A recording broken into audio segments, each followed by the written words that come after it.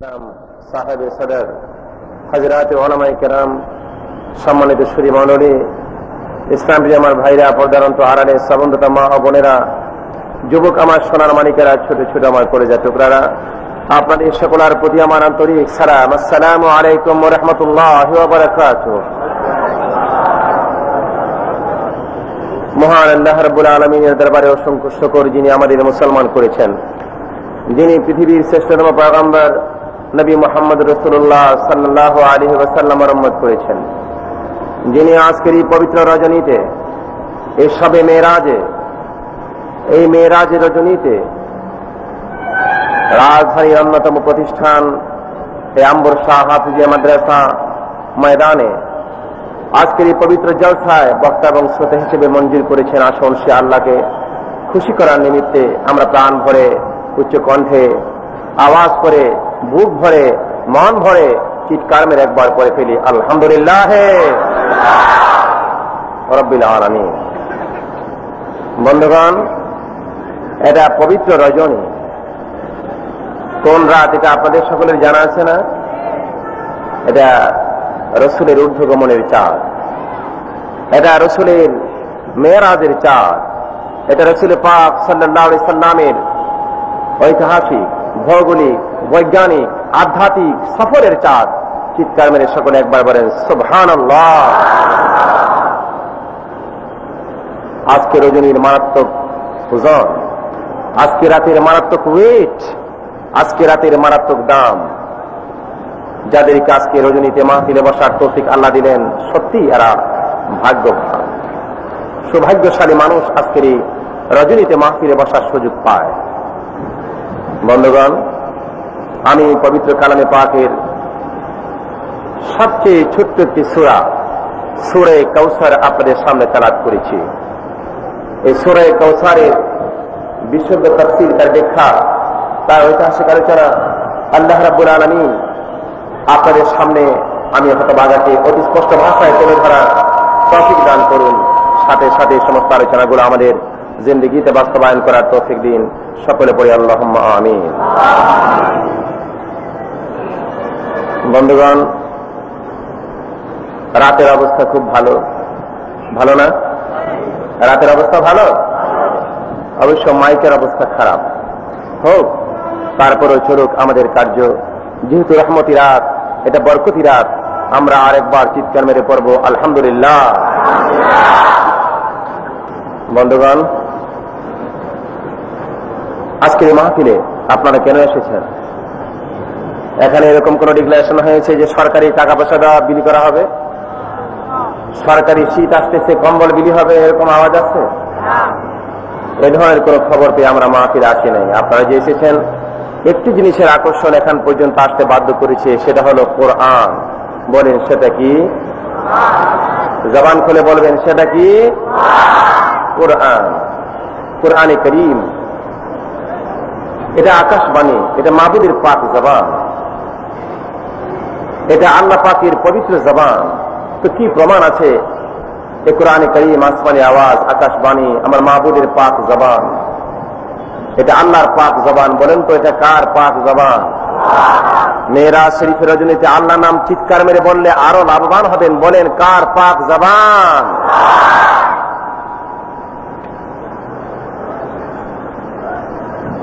কি প্রমাণ আছে আপনার কাছে এটা যে আল্লাহ পাকের পাক জবান? অসংখ্য প্রমাণ এবং যুক্তি রয়েছে। তার মধ্যে আমি দুইটি যুক্তি প্রমাণ আপনাদের সামনে উপস্থাপন করছি। একটি প্রমাণ হলো, মানুষের হাতে লেখা বই একবার পড়লে আর পড়তে ভালো লাগে না। আল্লাহর কোরআন শরীফ একবার পড়লে আর পড়তে ভালো লাগে না। আমার এই কথার প্রতি আপনাদের কোনো প্রতিবাদ নাই? তাহলে আমি আবার বলব, মানুষের হাতে লেখা বই একবার পড়লে আর পড়তে ভালো লাগে না। আল্লাহর কোরআন মাজিদ একবার পড়লে আর পড়তে ভালো, বলি আমারও বাড়াই দেন,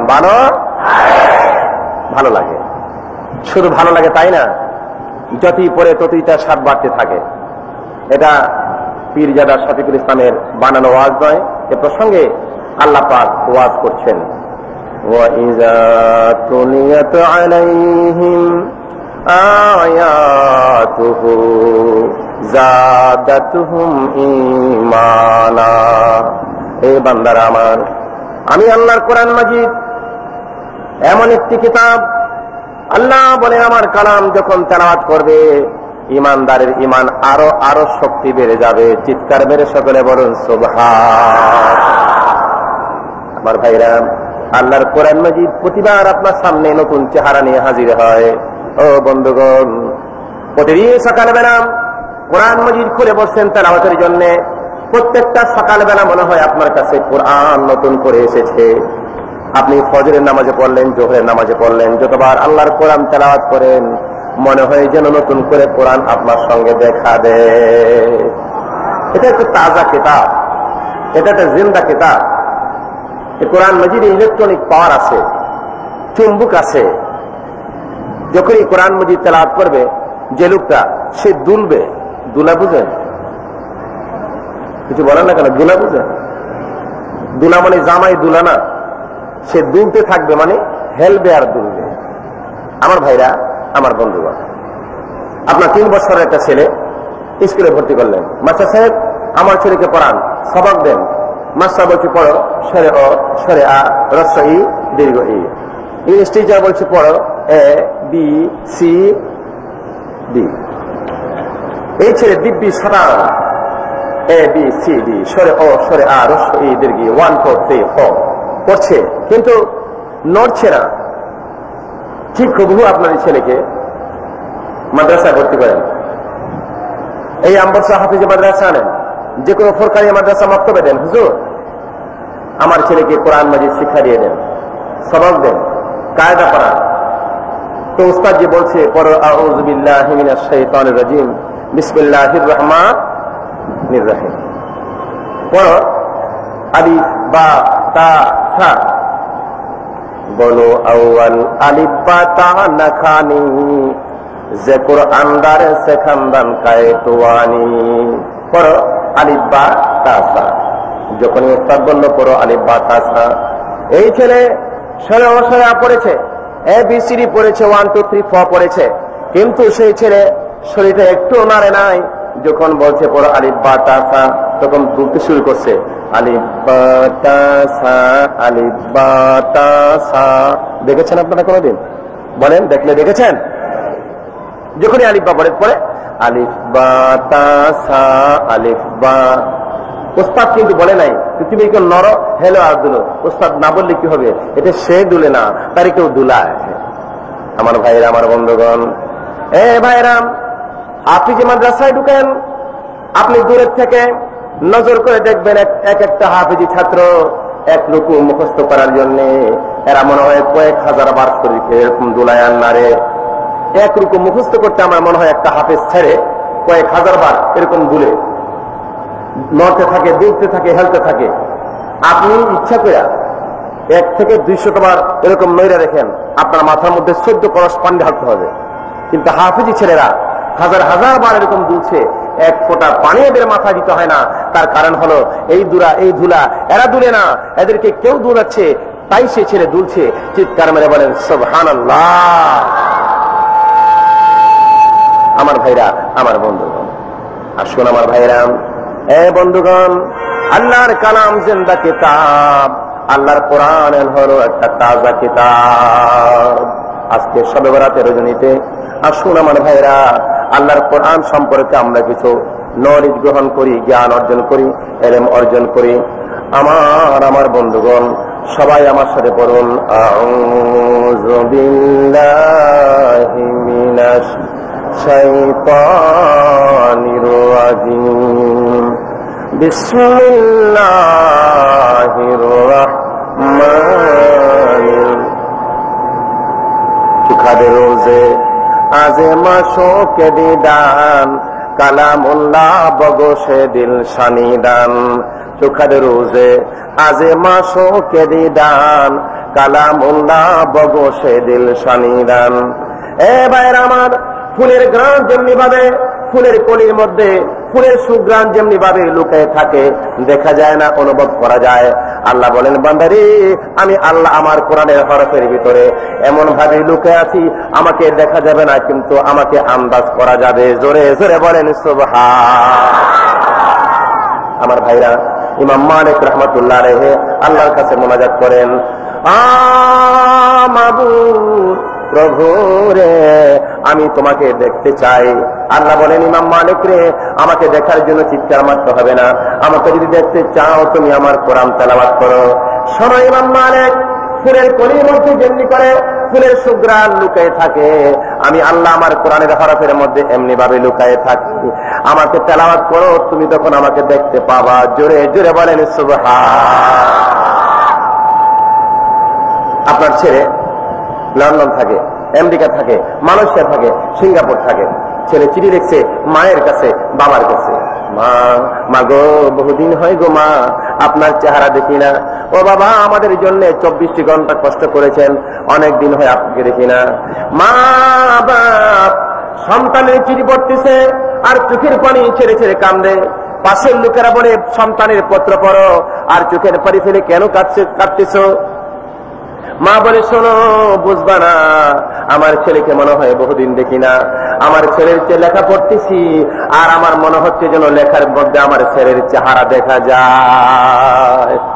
আমার ভাইরা, আল্লাহ রাব্বুল আলামিন বলেন, পৃথিবীর মানুষেরা রে, সন্তানের চিঠি দেখলে যদি সন্তানের চেহারা ভাসে ওঠে, শোনো, ছেলের চেহারা চিঠি বললে যদি ছেলের চেহারা চিঠি লেখার মধ্যে ভেসে ওঠে, আমি আল্লাহর কোরআন তেলাওয়াত করলে তার থেকে কোটি কোটি গুণ আমার চেহারা আমার কালামের মধ্যে ভেসে যাবে। জোরে জোরে বলে সুবহান।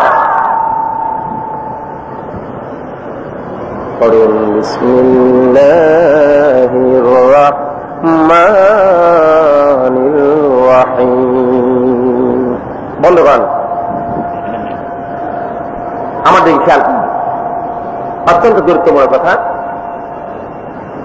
নবমণ্ডল, ভূমণ্ডল, সৌররাজি, আকাশ জমিন, সাজানো গুজানো টিরাটঙ্কর, পাহাড় পর্বত কিছুই ছিল না, শুধু ছিল লা ইলাহা। মুহাম্মদুর রাসূলুল্লাহ ছিলেন না, শুধু ছিল কি লা ইলাহা। আজকের এই মাহফিলে বহু উলামায়ে কেরাম বসা আছেন, বলতে পারেন, হুজুর আকাশ জমিন ছিল না, পাহাড় পর্বত টিরাটঙ্কর ছিল না, তাইলে লা ইলাহা ইল্লাল্লাহ ছিল কোথায়? ওয়া কানা আরশুহু আলাল মায়ে। আল্লাহ পাকের এই লা ইলাহা ইল্লাল্লাহ সমগ্র জগৎময় একটা মহাসাগর ছিল।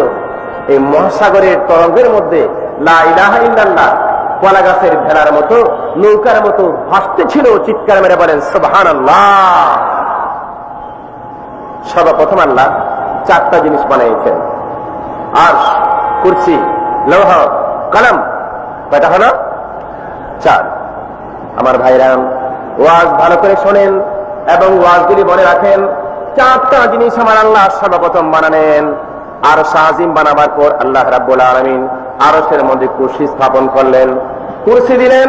কুরসির মধ্যে আমার আল্লাহ সমাসীন হলেন, বসলেন। কুরসিতে বসে আমার আল্লাহ পাক কুরসির সামনে বোর্ড হাজির করলেন। বোর্ডের নাম লৌহে মাহফুজ। আমার ভাইরা, আকাশ থেকে জমিন, সূর্যাস্ত থেকে উদয় পর্যন্ত বিরাট এরিয়া সমান সাদা মতি দিয়ে আল্লাহ একটা বোর্ড বানিয়েছেন। এটার নাম হয়েছে লৌহে মাহফুজ। আল্লাহ পাক কুরসিতে বসে লৌহে মাহফুজটাকে সামনে এনে লৌহে মাহফুজের গায়ের মধ্যে লাগাই দিলেন কালাম। কি লাগাইলেন? কালাম। কলম যখন লৌহে মাহফুজে লাগাইছে, কলম করকর করকর শব্দ করে এক কিনার থেকে আরেক কিনারে দৌড় আরম্ভ করেছে। আমার আল্লাহ বলেন, ও কালাম লেখো। কলম বলে, আল্লাহ বারবার বলে তুমি লেখো। কি লিখবো বলো না? আল্লাহ বলেন, কলম হে লিখো, লিখো রে কলম, লিখো তুমি বিসমিল্লাহির রাহমানির রাহিম।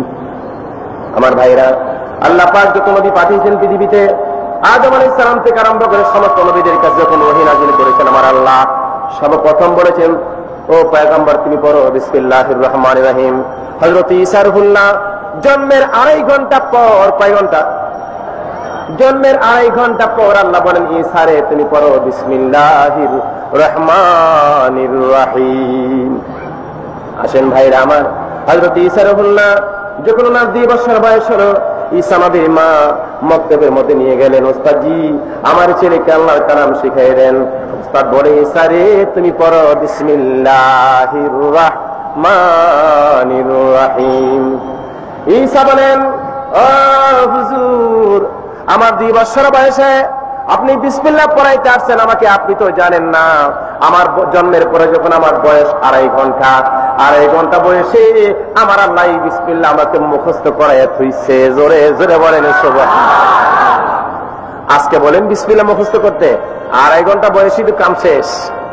আপনি যদি শুনতে চান বিসমিল্লাহর মধ্যে 19টা হরফ আছে, একটা একটা করে হরফের অক্ষরে আমি তাফসীর বলে দিব। এই কথা বলে হযরত ঈসা 2 বছর বয়সে 19টা হরফের তাফসীর শোনায় দিলেন। আরে চিৎকার মেরে বলেন সুবহানাল্লাহ। আমার ভাইরা আমার বন্ধুগণ, হাসরের কঠিন দিন আমার আল্লাহ একটা লোককে ডাক দিবেন, এদিকে আসো। বলেন আল্লাহ এদিকে আসো, তোমার হিসাব নিকাশ দেখে আমি বলতে পারলাম তোমার আমল নামা নেকের পাল্লা ওজনে কমে গেছে, যাও তুমি জাহান্নামে যাও। লোকটা বলবে আল্লাহ মানসাব তারাব্বি তুমি আমার প্রতি ইনসাফ করলা না, বিচারটা ভালো। আল্লাহ বলেন কই কি বিচার করি নেই ভালো? এ বান্দা দুনিয়াতে চুরি ডাকাতি হাইজেকার জানা বেবিচার মদ পানে লিপ্ত ছিলে, হালাল হারামের যাচাই করো নাই, আর এখন বলো আমি বিচারটা ইনসাফ করি নাই। মানসাব তারাব্বি যাও জাহান্নামে যাও। তুমি কেমনে বললা আমি ইনসাফ করি নাই? লোকটা বলবে আল্লাহ গো তুমি কেমনে ইনসাফ করছো? আল্লাহ দুনিয়াতে তোমার নাম যখন পড়তাম বিসমিল্লাহির রহমানির রহিম, প্রভু গো বিসমিল্লাহর সঙ্গে রহমান আর রহিম 2টা নাম পড়েছি। আল্লাহ তুমি কি রহমান রহিমের নামের উসিলা দিয়েও আমাকে মাফ করতে পারলা না? আমার আল্লাহ বলবেন এ বান্দা সত্য কথা বলেছো, আমার রহমান রহিম আমার নাম যখন আমার সামনে পড়লা, যাও যাও আমার রহমান এবং রহিম নামের বরকতে আমি আল্লাহ তোমাকে মাফ করে দিলাম। আমার ভাইরা আমার বন্ধুগণ, আল্লাহ রাব্বুল আলামিন আর 2জন লোককে ডেকে আনবেন, তুমি এদিকে আসো, এদিকে আসো দেখি তোমার আমলনামা। ও তোমার আমলনামার মধ্যে 99টা হলো নেক আর একটা হলো গুনাহ। তুমি এদিকে আসো দেখি তোমার আমলনামা 99টা গুনাহ, একটা হলো নেক। ভালো করে হিসাব ঠিক রাখেন, একজনের আমলনামার মধ্যে নেক 99টা, গুনাহ হইল আরেকজনের আমলনামায় গুনাহ 99টা, নেক হলো একটা। সহিহ হাদিস, আল্লাহ দেখে বলবেন এদিকে আসো 99টা নেক তোমার, গুনাহ হলো একটা। যাও একটা গুনার জন্য আগে কোটি কোটি বছর জাহান্নামে খেটে আসো, তারপরে তুমি জান্নাতে যাবা। লোকটা বলবে আল্লাহ গো একটু সময় দিবা গো আল্লাহ, হাসরের ময়দানে একটু যায় দেখি না একটা নেক কারো কাছে হাওলাত পাই কিনা। আল্লাহ মাবুদ প্রভু রে একটু সময় দাও না গো আল্লাহ, হাসরের মাঠে একটু গিয়ে দেখি কারো কাছ থেকে একটা নেক হাওলাত পাই কিনা। আল্লাহ বলবেন বান্দা আজকে কি হাওলাত পাওয়ার দিন রে বান্দা? সবাই তো আপন আপন চিন্তায় পাগলের মতো কাঁদতেছে। ইয়াউমা ইয়াফিরুল মারউ মিন আখিহি ওয়া উম্মিহি ওয়া আবিহি ওয়া সাহিবাতিহি ওয়া বানি। লোকটা দৌড় শুরু করে দিবে, আল্লাহু আকবার বলেন, দৌড়ে গিয়ে হাজির হবে। আখিহি ভাইয়ের কাছে গিয়ে বলবে ও ভাই বড় বিপদে পড়ে গেছি, একটা নেকের জন্য আমাকে কোটি কোটি বছর জাহান্নামে যেতে হবে। ভাই বলবে আমি পারবো না, আমার চিন্তায় পাগলের মতো কাঁদতেছি। উম্মিহি এ মা, মা গো একটা নেকের জন্য আমাকে জাহান্নামে যেতে হবে গো মা, দিবা গো মা একটা নেক আমারে। মায় বলবে সন্তান রে আমার চিন্তায় তো আমি সামলাইতে পারি না, আমার তো দেওয়ার কোনো ক্যাপাসিটি নাই। এ আব্বা বাবা, বাবা গো আমার জন্য দুনিয়াতে কত কষ্ট করেছো গো বাবা, আজকে হাসরের ময়দানে একটা নেকের জন্য মুশকিলে পড়ে গেলাম, দিবা আমারে বাবা? বাবা বলবেন আরে বাবা আমার কাছেই তো সমস্যা হয়ে গেছে, আমি দিতে পারবো না। ওয়া সাহিবাতিহি, নিজের বেগমের কাছে গিয়ে চিৎকার মেরে বলবে, বেগম গো তোমাকে ছাড়া আমি বাঁচতাম না, তুমি আমাকে ছাড়া বাঁচতে না। বেগম, পৃথিবীর মধ্যে প্রেমের বন্ধনে জীবন কাটিয়েছি, আজকে হাসরের ময়দানে একটা নেকের জন্য মুশকিলে পড়ে গেছি, বেগম দিবা আমাকে একটা নেক? বেগম বলবেন মাফ করবেন, আমারই তো নিজের ব্যবস্থা নিয়ে চিন্তা অস্থির হয়ে গেছি। শেষ পর্যন্ত বন্ধু বান্ধবের কাছে ছেলে মেয়েদের কাছে, বন্ধু বান্ধবের কাছে, কারোর কাছে একটা নেক পাবে না, চিৎকার মেরে কাঁদতে কাঁদতে আবার চলে আসবে ওই লোকটার কাছে যে লোকটার 99টা গুনাহ আর একটা হলো নেক। নেক কয়টা কয়টা কয়টা বলেন? লোকটা বলবে আরে আপনি এত পেরেশান কেন, এত পেরেশান? বলবে ভাই আমি যে পেরেশান হব না, আমি দৌড়াদৌড়ি করেছি একটা নেকের জন্য, ভাইয়ের কাছে গেলাম দিল না, মায়ের কাছে গেলাম দিল না, বাবার কাছে গেলাম দিল না, বিবির কাছে গেলাম দিল না, ছেলে মেয়ের কাছে গেলাম দিল না, আমি এখন পেরেশান একটা গুনার জন্য। আল্লাহ বলেছেন কোটি কোটি বছর জাহান্নামে আগে খেতে আসার জন্য, এই জন্য আমি কাঁদতেছি। সঙ্গে সঙ্গে জান্নাতি 99টা গুনাহ একটা নেক। সে বলবে শোনো ও মুমিন ভাই, কি ভাই কি ভাই, ও মুমিন ভাই শোনো, তোমার কথা আমার প্রাণ কেঁপে উঠেছে, আমার তো 99টা গুনাহ, একটা মাত্র নেক, যাও যাও আমার যা ভয় হবে, তোমার একটা গুনার জন্য তুমি এই বিপদে পড়েছো, আমার যে একটা মাত্র নেক আছে, একটা নেক দিয়া তোমাকে আমি 100 নেক পুরা করার ব্যবস্থা করে দিলাম, আর তোমার একটা গুনাহ আমাকে দিয়ে দাও, আমার 100 গুনাহ পুরো হয়ে যাক, 100 নেক নিয়ে তুমি বিনা হিসাবে জান্নাতে যাও, আর আমি 100 গুনাহ লইয়া বিনা হিসাবে জাহান্নামে যাই, আপত্তি নাই, তবু তুমি আমার মুমিন ভাই, তুমি জান্নাতে যাও। জোরে জোরে বলেন সুবহান। এখন লোকটার নেক কয়টা হলো? 100 কয়টা? আমার আল্লাহ পাকের কাছে হাত বাড়িয়ে দিয়ে বলবেন প্রভু রে আমার আল্লাহ, আয় আল্লাহ তাআলা এই দেখো আমার 100 নেক। আল্লাহ বলবেন পাইলি কই? কই পাইনি? হিসাবের খাতার মধ্যে দেখা যায় তোর 99টা নেক, এখন 100 পাইলি কই? কোথায় পাইনি? আল্লাহ গো এই যে লোকটা তার মাত্র একটা নেক, যখন শুনছে একটা গুনার জন্য আমি কোটি কোটি বছর জাহান্নামে যাব, তার মন তার হৃদয়টা কেঁপে উঠেছে, বাবু তার একটা নেক আমাকে দিয়ে দিয়েছে, যাও বিনা হিসেবে জান্নাতে যাও, আমার যা হওয়ার হবে। আল্লাহ বলবেন এ বান্দা, আজকে বিভীষিকাময় দিনে, মহাসংকটের দিনে, আজকে কঠিনতম হাসরের ময়দানে মুমিন ভাই ভাইয়ের জন্য এত সুন্দর একটা ব্যবহার করলি, নিজের শান্তি চাইলি না, ভাইয়ের জন্য দিয়ে দিলি নেক, যাও যাও, তোমার এই হৃদয়তা, তোমার এই আত্মা, তোমার এই হাত আমার পছন্দ হয়ে গেছে, যাও বান্দা, যদিও তোমার 99টা গুনাহ আর একটা গুনাহ দিয়ে 100 গুনাহ বানিয়ে দিয়েছো, যাও, তারপরে তোমার এই আত্মাটার জন্য, হৃদয়তার জন্য আমি আল্লাহ তোমাকেও আমি মাফ করে দিলাম।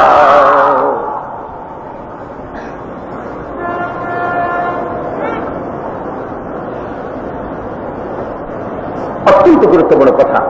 আপনাদের কষ্ট হচ্ছে?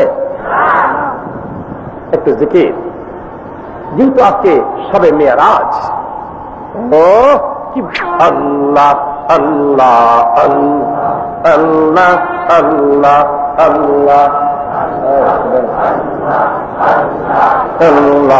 আল্লাহ আল্লাহ আল্লাহ আল্লাহ, হয় না? এটা আশেকের আওয়াজ না, কান বেজর দেন আল্লাহ আল্লাহ। যারা দাঁড়িয়ে আছেন জায়গা থাকলে বসেন, সবে মেরাজের এই সামিয়ানা।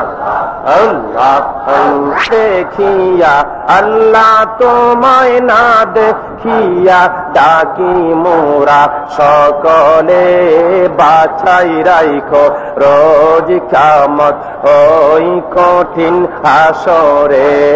আল্লাহ আল্লাহ কাল বেতরফ দেন ওলি কামেল হবেন ইনশাআল্লাহ আল্লাহ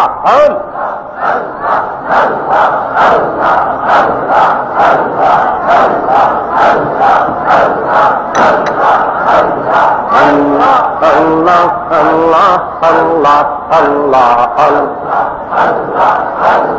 দোকানদার ও দোকানদার জীবনভর বেঁচে থাকলে দোকানদারি করতে পারবেন, মার্কেটিং করতে পারবেন। আপনার কি মনে আছে আপনার মতো কত দোকানদার, আপনার মতো কত মানুষ কবরস্থানে শুয়ে আছে? এসে দেখেন না এই শবে মেরাজের রজনীতে কারণ বাজার মসজিদ ময়দানে হাজার হাজার লোক বিশাল সমাবেশে বসে নবীর প্রেমে আল্লাহকে ডাকছে। আপনার কি ভাগ্য সুপ্রসন্ন হবে না? আপনার কি কিসমত হবে না এই বরকতি মাহফিলে আসতে? এসে দেখেন না হাজারে হাজারে লোক আল্লাহ আল্লাহ আল্লাহ আল্লাহ আল্লাহ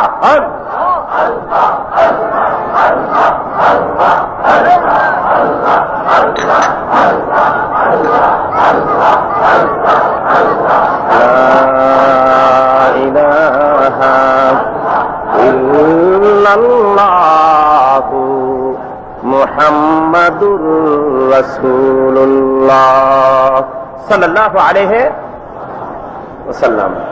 সকলে একবার চিৎকার মেরে মনটা প্রফুল্ল করে খুশি মনে বলেন আলহামদুলিল্লাহ। আল্লাহ পাকের 3000 নাম, কয় হাজার বলবেন হুজুর? জীবন বর্ষর নাম আল্লাহ পাকের 99 নাম, যতই জফে ততই কাম, আর আপনার 3000 নাম। আমার ভাইয়ের আল্লাহ রাব্বুল আলামিনের 3000 নাম কিতাব করে দেখুন। 1000 নাম ফেরেশতারা জানে, 1000 নাম নবী মুরসালিনগণ তারা জানেন। 300 তাওরীতে, 300 ইনজিলে, 300 জাবুরে, কয়টা হলো? 2900 2999টা নাম আল্লাহ কোরআন মজিদে রেখেছেন। কয়টা হলো? 2900। বাকি আছে কয়টা? 3000 নাম হইতে একটা নাম বাকি আছে। আমার ভাইরা 3000 নামের মধ্যে ওই একটা নাম আল্লাহ ফেরেশতাদেরকে জানান নাই, নবীদেরকে জানান নাই। এই শবে মেরাজের রজনীতে আল্লাহ তার বন্ধুকে দাওয়াত দিয়ে নিয়ে গিয়েছিলেন, আল্লাহ তার বন্ধুকেও জানান নাই। আল্লাহ পাক এই নামটা গোপন রেখেছেন। জোরে জোরে বলেন সুবহান।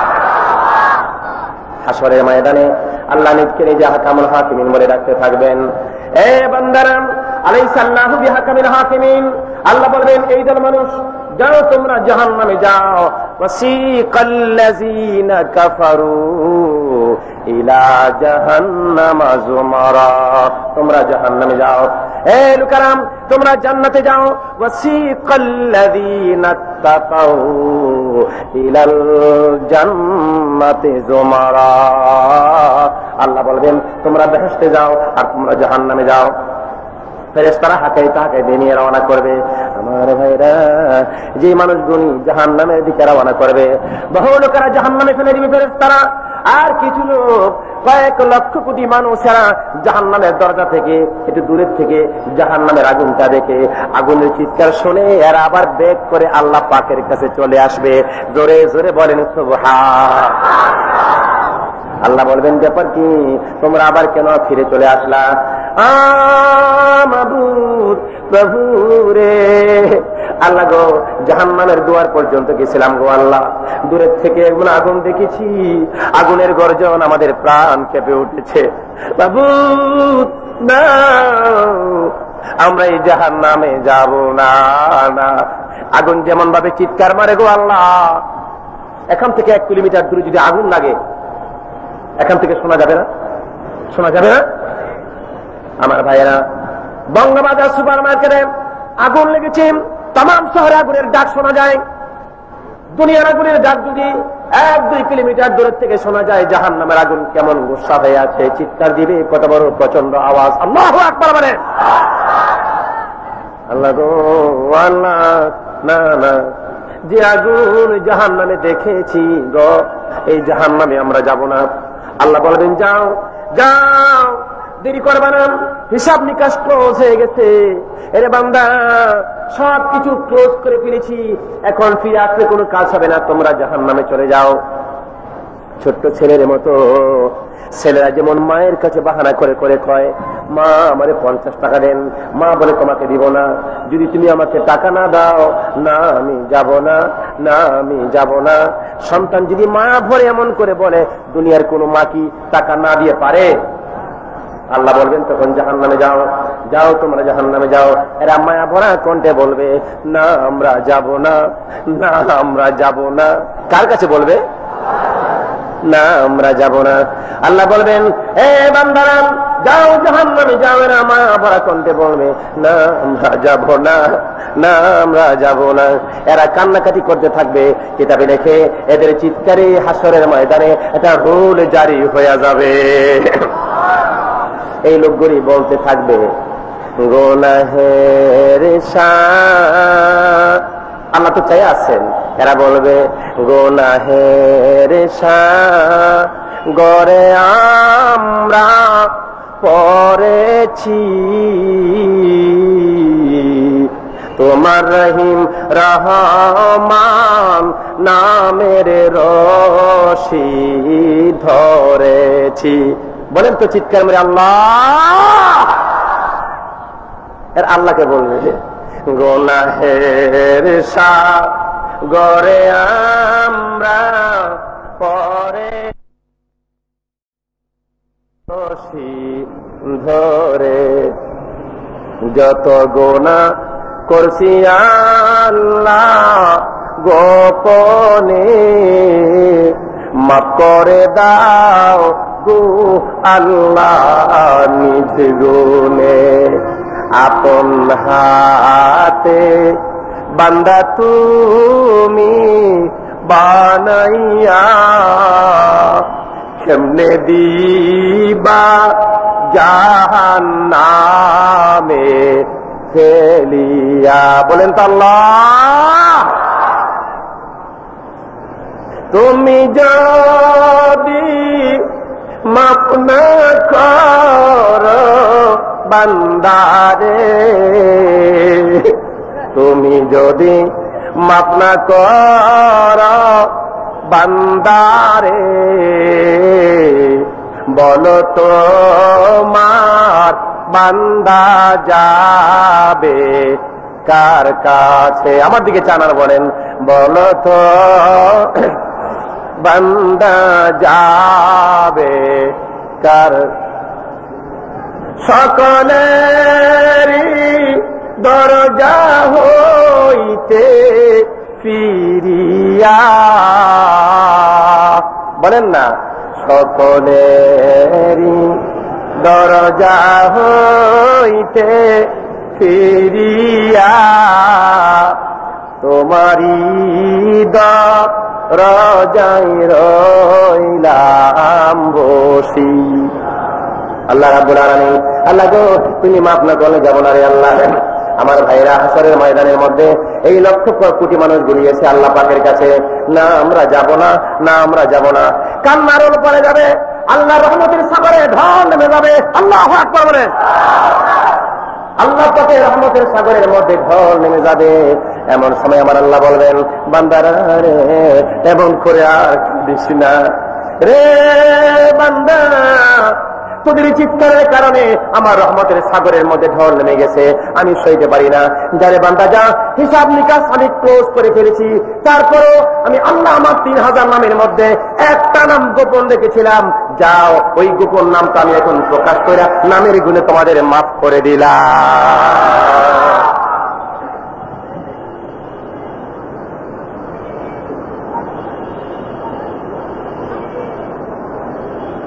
বন্ধুগণ, আমি আমার আলোচনার খুতবাতে সূরা কোন অবস্থায় আছে, কোন পজিশনে আছে, কোথায় আছে আমরা একটু বের করে দেখি। আমাদের জন্য কি নবীজি হাইস কাউসারের শরবত কি গ্লাস দিয়ে দিবেন, না বদনা দিয়ে দিবেন, না কাপ দিয়ে দিবেন? আমরা একটু তালাশ করে দেখি। আজকের এই শবে মেরাজের রজনীতে লক্ষ কোটি রহমত আপনাদের মাথায় পড়তেছে, আলহামদুলিল্লাহ বলেন। আমার ভাইরা, আমার বন্ধুগণ, চলুন আমরা এখনই ঊর্ধ্বগমন করি, হাউজে কাউসারকে তালাশ করে বের করি। এক এক করে নবীজির সমস্তগুলি ছেলেকে আল্লাহ নিয়ে গেলেন। একটা ছেলে নবীজির নাই, মৃত্যু হয়ে গেছে, ইন্তেকাল হয়ে গেছে। মক্কার লোকেরা বলতেছে, ও মুহাম্মদ, তুমি তো আত্মা, তুমি লেস কাটা, নির্বংশা, একটা পোলাও তোমার নাই, তোমার বংশেরই কোনো চিহ্ন থাকবে না। আল্লাহ বলেছেন, ইন্না সানিয়াকা হুয়াল আবতার, দোস্ত আপনি লেস কাটা না, আপনি নির্বংশ না। যারা আপনাকে লেস কাটা বলতেছে তারাই নির্বংশ হবে। আপনি চেয়ে থাকেন, আমি আপনার এই চিন্তা দূর করার জন্য আপনাকে আমি আ'তাইনাকাল কাউসার, আপনাকে কাউসার দান করলাম। বলেন আলহামদুলিল্লাহ। চলেন তো কাউসার কোথায় আছে আমরা একটু তালাশ করে বের করি। আমি আগে আগে যাই, আপনারা আমার পিছনে পিছনে আসেন, ঠিক আছে? আমার সঙ্গে পড়েন, সুবহানাল্লাযী আসরা বিআবদিহি লাইলাম মিনাল মাসজিদিল হারাম ইলাল মাসজিদিল আকসাল্লাযী বারাকনা হাওলাহু লিনুরিয়াহু মিন আয়াতিনা ইন্নাহু হুয়াস সামিউল বাসীর। আমার ভাইরা, এই রজবের রজনীতে, এই রজবের 27 রজনীতে নিশিত রাত, তামাম পৃথিবী স্তব্ধ। আল্লাহ পাক জিবরাইল আমিনকে রেখে বলেন, জিবরাইল রে, আমার বন্ধু আজকে আমার সান্নিধ্যে সাক্ষাতের জন্য আসতেছে। এ জিবরাইল, 70,000 রহমতের ফেরেশতা বোরাক সহ দিলাম, আমার বন্ধুকে আনতে যাও। আমার নবী উম্মে হানির ঘরে শুয়ে আছেন। নবীজি গেছিলেন বোন উম্মে হানির ঘরে। রাত্রে তো বোন কয়ে, ভাইজান রাত্রে অনেক হয়ে গেছে, দুশ্মনের ভয়, এখন আর যাইয়েন না, আমার ঘরে শুয়ে থাকেন। নবীজি তো আমাদের মতো 3 বালিশ দিয়ে শোন নাই। কিতাবে আসছেন, আল্লাহর হাবিব মাথা মোবারকের নিচে হাতটা এরকম ভাবে দিয়া কোলের পরে ভর দিয়া আমার নবী একটু শুইলেন। বতাহেন লোক ইয়া বলে মেহেদে জমি কাত, জমিরা মেহেদে জানে না জমি কাত। হাতের তালুর মধ্যে মাথা মোবারক দিয়ে কোলের উপরে ভর করে একটু মাত্র ঘুমাইলেন। অল্পক্ষণের মধ্যে হযরত জিবরাইল আলাইহিস সালাম চলে আসলেন। এসে দেখেন আমার নবী ঘুমিয়ে রয়েছে। কেমনে রে নবীকে ডাক দেব, ইয়া রাসূলুল্লাহ আসসালাতু ওয়াসসালামু আলাইকা ইয়া হাবিবাল্লাহ বলে ডাক দিলে হঠাৎ করে ঘুম ভাঙলে না জানি নবীজির মনে একটু কষ্ট হয়। নবীর মনে যদি ব্যথা হয়, আমি জিবরাইল তো ধ্বংস হয়ে যাব। কোন প্রসেস আছে কিনা দেখি, কেমনে নবীজির ঘুম ভাঙাবো। আমার ভাইরা, জিবরাইল আলাইহিস সালামের 600 পাখা, যেটা বলেন কয় শত। পিছনের লোকেরা আমার আওয়াজ শোনেন, পিছনের ভাইরা কি শোনেন?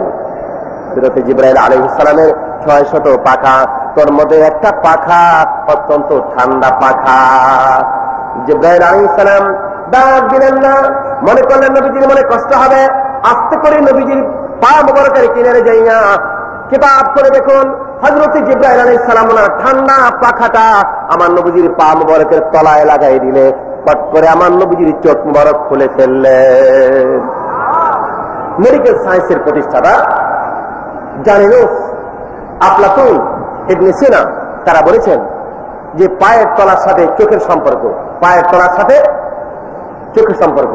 আপনি যদি শীতের দিনে মাটির থেকে যাইয়া ঘরে গিয়ে আপনার বেগম সাহাবাকে সজাগ করতে না পারেন, অনেকে গিয়ে ডাকে, হে বেগম, ধাক্কা দেয়, খবর নাই, গায়ে ধাক্কা দেয়, খবর নাই। ডাক্তার বলছে এত ধাক্কা ধাক্কি লাগবে না, শুধু মাঘ মাসের কঠিন শীতে আপনার ঠান্ডা হাত বেগমের পায়ের তলায় লাগাই দেন, লাগাইতে দেরি হবে, বেগম ফট করে চোখ খুলতে দেরি করবে না। জোরে বলেন সুবহানাল্লাহ। হযরত জিবরাইল আলাইহিস সালাম মেডিকেল সায়েন্স ইউজ করেছেন, আল্লাহর কারিশমা, আল্লাহর কুদরত। উনি নবীজির পা মোবারকের তলার মধ্যে ঠান্ডা পাকা লাগাই দিলে আল্লাহর হাবিব চোখ খুললেন। জিবরাইল আলাইহিস সালাম বলেন, ফেরেশতারা রে, দুজাহানের বাদশা নবী চোখ খুলেছে, তোমরা তাকবীর দাও। কিতাবে আছে হযরত জিবরাইল আলাইহিস সালাম তাকবীরের নেতৃত্ব দিতেছেন আর ফেরেশতারা তাকবীর দিতেছেন। আসেন ভাইরা আমার, আজ এই শবে মেরাজের রজনীতে এমন দিনে জিবরাইল আলাইহিস সালাম নবীজিকে ফেরেশতাদেরকে নিয়ে তাকবীর দিয়েছিলেন। চলেন আজকে আমরা একটা তাকবীর দেই। মেরাজের এই রজনীর তাকবীর যেন পরকালে নাজাতের একটা ওসিলা হয়ে যায়। পারবেন তাকবীর দিতে? পারবেন? আপনি বুড়া মানুষ, আপনি কি পারবেন? পারবেন? শক্তি আছে? বুড়ারাও জওয়ান হবেন বেহেশতে। বুড়ারা বেহেশতে কি হবে? জান হয়ে যাবে। দেখি আপনাদের নবীর প্রেম কত আছে। প্রচন্ড আওয়াজ করবেন, আমি আওয়াজ দেব আস্তে, আপনাদের আওয়াজ হবে প্রচন্ড। এটা পরীক্ষামূলক। নারায়ে তাকবীর। হয় নাই? দুই হাত উপরে তুলে দিবেন। নারায়ে তাকবীর। দিন ইসলাম, দিন ইসলাম, দিন ইসলাম, দিন ইসলাম। নারায়ে তাকবীর, নারায়ে তাকবীর। আলহামদুলিল্লাহ বলেন। কষ্ট হয়েছে আপনাদের? আপনাদের কি কষ্ট হয়েছে না আনন্দ লাগে? আনন্দ লাগে তো হাসি দেন না কেন? এই তো ফার্স্ট ক্লাস, মাশাআল্লাহ। এটা সুখের হাসি। এই হাসি আল্লাহ পাক ভালোবাসে। ফালিয়া ধাকু কালিলা ওয়ালিয়াবকু কাসীরা।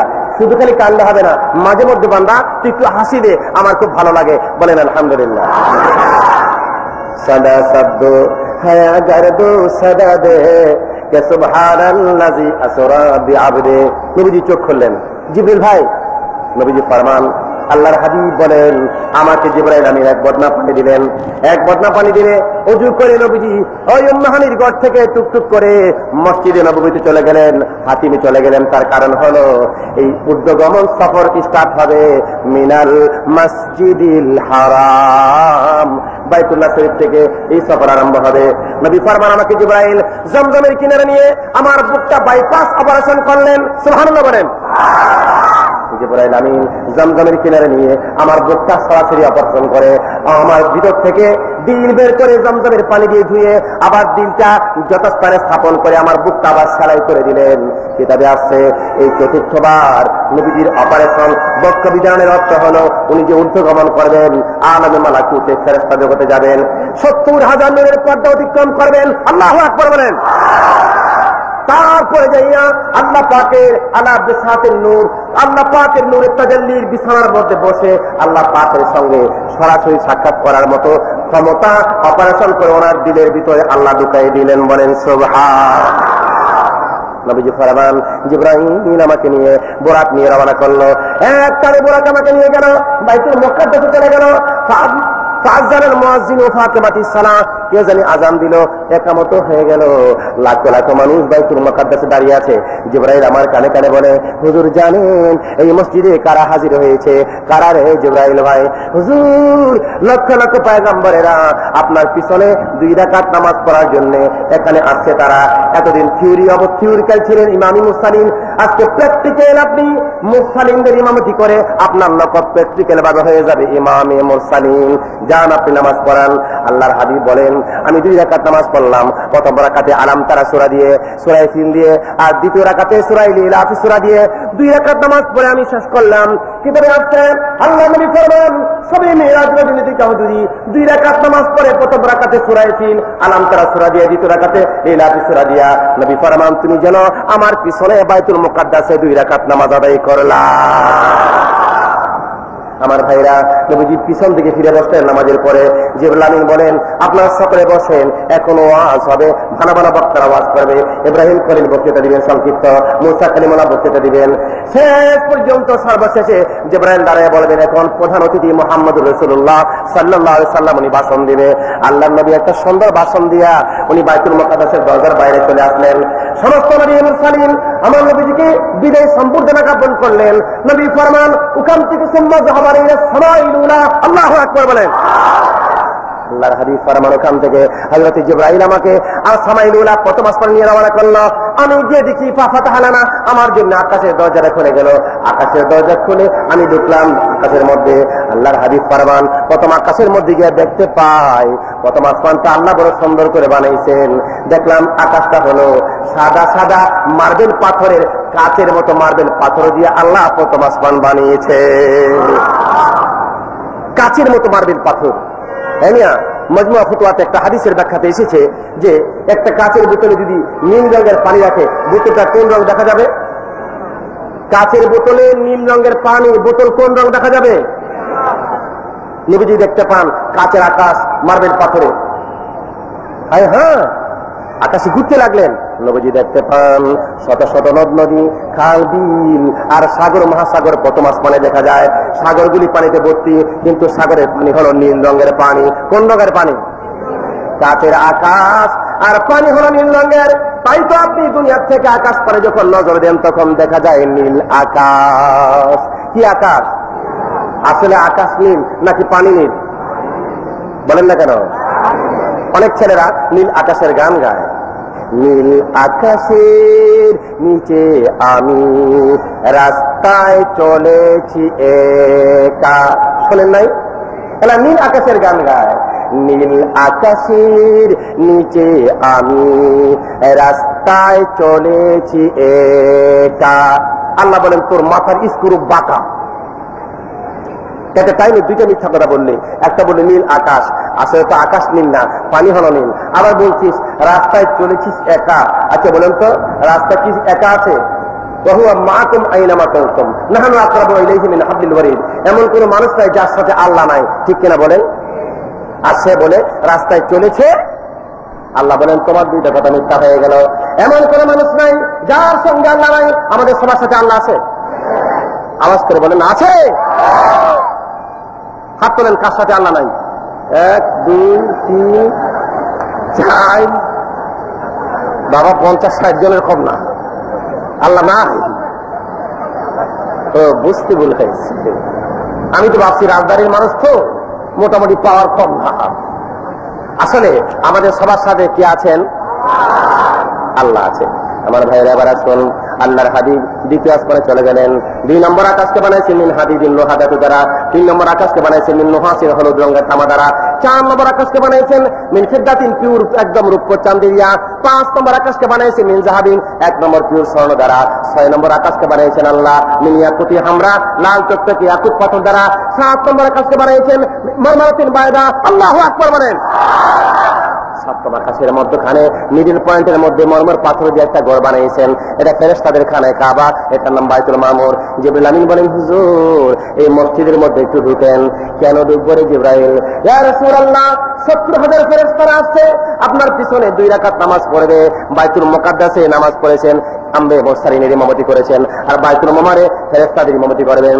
আল্লাহ নবী ফরমান বাইতুল মামুরে আমি প্রথম রাকাতের মধ্যে সূরা আদ-দুহা আর দ্বিতীয় রাকাতের মধ্যে আলাম নাশরা লাকা সূরা দিয়া 2 রাকাত নামাজ আদায় করলাম। জোরে জোরে বলেন সুবহান। আমার নবীজি ফরমান উম্মতেরা গো তোমরা যদি মেরাজের রজনীতে কেহ 2 রাকাত নামাজ পড়ো, প্রথম রাকাতে যদি আদ-দুহা সূরা পড়ো, দ্বিতীয় রাকাতে যদি আলাম নাশরা লাকা সূরা পড়তে পারো, তুমি যেন ওই বাইতুল মামুরে ফেরেশতাদের সাথে আমি নবীর পিছনে 2 রাকাত নামাজ আদায় করলা। জোরে জোরে বলেন আলহামদুলিল্লাহ। আসুন ভাইরা ও বন্ধুগণ, ওখান থেকে আমার নবী 7 আসমানে চলে গেলেন। 7 আসমানে বাইতুল মামুর থেকে নামাজ পড়ে বেরিয়ে দেখেন আমার নবী দেখেন 7 আসমানে একটা দরিয়া দেখা যায়, সাগর দেখা যায়। 7ম আকাশে কি দেখা যায়? বলেন কি দেখা যায়? সাগর। নবীজি বলেন জিবরিল রে আরে 7 আসমানের উপরে এটা কোন দরিয়া? হুজুর এটা দরিয়ায় লাহুদ, এটা লাহুদ দরিয়া। যে বলেন কোন দরিয়া? আল্লাহর হাবিব ফরমান 7 আসমানের উপরে আমি লাহুদ দরিয়া দেখলাম। লাহুদ দরিয়ার আমি নজর করে তাকিয়ে দেখি তার কোনো কুল কিনারা নাই। হঠাৎ করে নজর পড়লো লাহুদ দরিয়ার দক্ষিণ পাড়ের দিকে। আমি তাকিয়ে দেখি দক্ষিণ পাড়ে সুন্দর একটা বিল্ডিং দেখা যায়। আল্লাহর নবী ফরমান জিবরাইল গো এটা কিসের বিল্ডিং? হুজুর এটা বিল্ডিং না, এটা রূহের জগৎ আলমে আরওয়াহ। ভাইরাম জিবরাইল বলে ইয়া রাসূলুল্লাহ এই বিল্ডিংটা হলো রূহের জগৎ আলমে আরওয়াহ। আদম আলাইহিস সালাম থেকে আরম্ভ করে কিয়ামত পর্যন্ত দুনিয়াতে যত মানুষ আসবে এদের আলাদা আলাদা একটা রুম এই বিল্ডিং এর মধ্যে আছে। কবুতর যেমন খোপের ভিতর থেকে সকালে বেলা ফট করে বের হয়ে যায়, সারাদিন উড়াল মারে, আবার বিকেল বেলা নিজের খোপের মধ্যে ঢুকে। আলমে আরওয়াহের মধ্যে প্রত্যেকটি মানুষের জন্য আলাদা আলাদা রুম আছে। যারা দুনিয়াতে যায় ওখান থেকে বেরিয়ে যায়, আবার যখন এদের মৃত্যু হয় এরা আসে কবুতরের মতো বিকেল বেলা আবার খোপের ভিতরে ঢুকে। জোরে জোরে বলেন সুবহান। আল্লাহর হাবিব ওখান থেকে নজর করে চলো চলো জিবরাইল সামনে চলো। হঠাৎ করে নবী দেখেন 7 আসমানের পরে একটা ওই লাহুদ দরিয়ার পারে নজর করে দেখতে পান একটা মোরগ দেখা যায়। বলেন কি দেখা যায়? আল্লাহ নবী ফরমান আমি তাকে দেখি মোরগটা তার ঠোঁট লেগে আছে আরশের নিচে, পা দুইটা যেমন একদম জমিনের নিচে। আল্লাহ নবী ফরমান মোরগের ঠোঁটটা হলো লাল টকটকে আর পাখাগুলি হলো একদম সাদা, আর সাদার উপর দিয়া সোনালি একটা কালার দেওয়া আছে। পাগুলি একদম পিওর হলুদ রঙের। আল্লাহ পাকের চয়েস কত ফার্স্ট ক্লাস, জোরে বলেন সুবহানাল্লাহ। মুরগ সুন্দর করে বানিয়ে রাখছে। আল্লাহর হাবিব ফরমান, এই জিবরাইল এটা কিসের মুরগ এখানে রাখছেন? আল্লাহ নবী গো, মুরগ না এটা একটা মুরগ বেশি ফেরেশতা আল্লাহ বানিয়ে রেখেছেন। এই মুরগ ফজরের নামাজের আযান যখন সময় হয় একটা পাখা ঝাড়া মারে, পাখা যখন ঝাড়া মারে তখন মনে হয় 7 আসমান 7 জমিন তার পাখার ভিতর ঢুকাই ফেলেছে। এই মুরগ যখন আযান দেয় আল্লাহ পাক এই মুরগের আযানের সঙ্গে সঙ্গে দুনিয়ার যার ঘরে মুরগ আছে ওই মুরগের কানের মধ্যে আযান শোনাই দিলে ওই মুরগও আযান আরম্ভ করিয়া দেয়। আপনাদের ঘরে বাড়িতে বাসায় মুরগি থাকলে আযান দেয়, মুরগ থাকলে দেয়? আযান দেয়? মুরগি আযান দেয় না মুরগ দেয়? কে দেয়? আরে লেডিস দেয় না জন্ডিস দেয়? পুরুষ লোকে আযান দেয়, মুরগ দেয় না। জীবনে কোনোদিন মুরগি আযান দিছে না? মুরগি আযান দেয় না। মহিলারা ইমামতি নাই, মহিলাদের মুয়াজ্জিনি নাই। মুরগও তো মুরগি মুয়াজ্জিনি করে না, মুরগিও ইমামতি করে না। আমার ভাইরা মুরগ আযান দেয় আর ডেকে ডেকে বলে, আমার মহাজন, আমার বাড়ির মালিক, বাড়ির মালিক ওই 7 আসমানে মুরগ আযান দিয়েছে। ওই মুরগের আযানের আওয়াজ আল্লাহ আমি মুরগের কানে আল্লাহ পৌঁছে দিল, আমি আযান দিলাম। বাড়িওয়ালা গো, তুমি তাড়াতাড়ি মসজিদে যাও। মুরগ আপনাকে পরামর্শ দেয়, গো ভাই আপনি তো মসজিদে যান না। হুজুর কেমনে মসজিদে যাব? ঘুম তো ভাঙে না। 8টায় ঘুম ভাঙে, 8:30টায় ঘুম ভাঙে, তো 8টায় ঘুম ভাঙবো না? সারা রাত তো দেখবে লোকেরা টেলিভিশন, অডিও, ভিডিও, এই বিভিন্ন রকমের নগ্ন ছবিগুলি আপত্তিকর অবস্থায় নায়ক নায়িকা একজন আরেকজনকে জড়িয়ে ধরে রাখে। মা বাপ সন্তানদেরকে নিয়ে এই ছবিগুলি দেখতে দেখতে রাত্র 1টা 2টা হয়ে যায়। আপনাদের মনে কষ্ট হয় কথাগুলি যে বলতেছি? 1টা 2টা যদি শোয়, স্বামী এমএ পাস, স্ত্রী MA pass, MA double MA, স্বামী ঘুমের থেকে ওঠে 8টায় আর স্ত্রী ওঠে 8:30। বেগম সাহেব লাস্টিং পাওয়ার আধা ঘন্টা বেশি।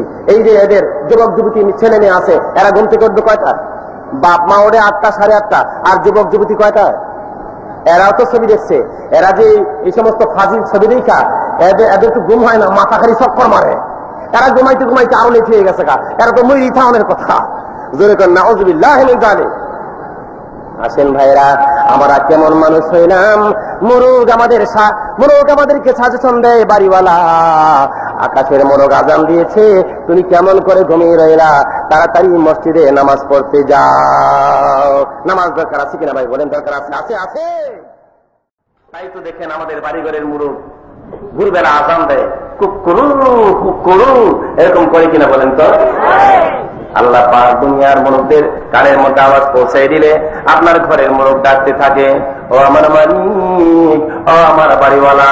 আসমানের মুরগ আযান দেওয়ার কারণে আমার আল্লাহ আমার কানের মধ্যে আযান পৌঁছাই দিয়েছে। বাড়িওয়ালা গো, যাও তাড়াতাড়ি মসজিদে যাইয়া নামাজ আদায় করতে যাও। দুঃখ রাখার জায়গা কোথায় বন্ধুরা আমার? মুরগ আমাদেরকে ডিরেকশন দেয়। মুরগ বলে, ও বাড়িওয়ালা, ও আমার মহাজন মালিক, পৃথিবীর এই মুরগের কানে আল্লাহ আযান পৌঁছাই দিয়েছে, জলদি করে মসজিদে যাও। কিন্তু মুরগ তো আমাদের আগে উঠে আযান দেয়, আমরা তো উঠি 8টায় 8:30। এরকম আছে কিনা বলেন? জামাই এমএ পাস, বেগমও MA pass, MA double MA. স্বামী ওরে ঘুমের থেকে 8টা সকাল 8টা, আর স্ত্রী উঠে ঘুমের থেকে 8:30। স্ত্রীর ঘুমের লাস্টিং পাওয়ার আধা ঘন্টা বেশি। তার কারণ কি? এই সিনেমাতে, এই অডিওতে, ভিডিওতে, টেলিভিশনে নগ্ন ছবিগুলি ছেলে মেয়ে নিয়ে বর্তমান যুগের বাপ মা দেখছে। নায়ক নায়িকার আপত্তিজনক আলিঙ্গন তারা এট এ টাইমে দেখতেছে সন্তানদেরকে নিয়ে। 1টা 1:30 বেজে যায়, তারপরে বিছানায় শুইতে যায়। তাই তো স্বামী ঘুম থেকে সজাগ হয় সকাল 8টায়, আর স্ত্রী উঠে 8:30। তার যুবক যুবতী ছেলে মেয়ে তারা কয়টায় উঠবে? যুবক যুবতী মেয়ে এরা যে ছবি দেখেছে, এদের ঘুম তো বাপ মার সমান সমান টাইমে আসে না। এরা যে ছবি দেখেছে এদের মাথা খালি চক্কর মারে, এদের ঘুমই তো আসে না। বাপ মা যদি 8টা 8:30 উঠে, আমার মনে হয় যুবক যুবতী ছেলে মেয়ে এরা ঘুমে মরি তাহলে কথা। কি বলেন আপনারা? সকলে বলেন নাউযুবিল্লাহ মিন যালিক। আসেন আমার ভাইয়েরা, আজকে আমরা প্রমিষ্কত করতে পারবো 5 ওয়াক্ত নামাজ আদায় করতে হবে। আমার ভাইরা একটা কাগজ কলমে লেখা রাখেন, বেনামাজি কোনদিন জান্নাত পাবে না। প্রশ্ন করতে পারেন, হুজুর নামাজ না পড়লে বেহেশত পাবে না? বহু লোক আছে দান খয়রাত করে, বহু লোক আছে সমাজের ভালো কাজ করে, বহু লোক আছে অন্যায় বেশি করে না, নেক কাজ ভারী করে, কিন্তু নামাজ এরা কোথায় যাবে? এদের একটা আলাদা জায়গা রাখছেন আল্লাহ। এরা জাহান্নামেও যাবে না, এরা বেহেশতেও যাবে না, এদের জন্য একটা জায়গা রেখেছেন আল্লাহ, নাম হলো আরাফ। জুড়ে কোন কি নাম? আরাফ। বেহেশত এবং দুজকের মধ্যখানে জায়গাটা। তারা নামাজ পড়ে নাই, কারণ নামাজ তো বেহেশতের চাবি, তাদের কাছে চাবি নাই, তারা জান্নাতে ঢুকতে পারবে না। তাদের জন্য আল্লাহ পাক বেহেশত এবং দুজকের মধ্যখানে একটা জায়গা আছে, আরাফ নামক জায়গাটি এদেরকে আল্লাহ স্থান দিয়ে রাখবেন। ভালো করে বুঝেন, এই আরাফটা এমন একটা জায়গা, মাঝে মধ্যে জাহান্নামের আগুন ধা করে আরাফের মধ্যে চলে আসবে। মনে করেন বাংলাদেশের সমান একটা জায়গা, মাঝে মধ্যে আরাফের মধ্যে জাহান্নামের আগুন ধা করে চলে আসবে, লোকেরা চিৎকার মেরে কামতে কামতে জ্বলে পড়ে আবার ঠিক হয়ে যাবে।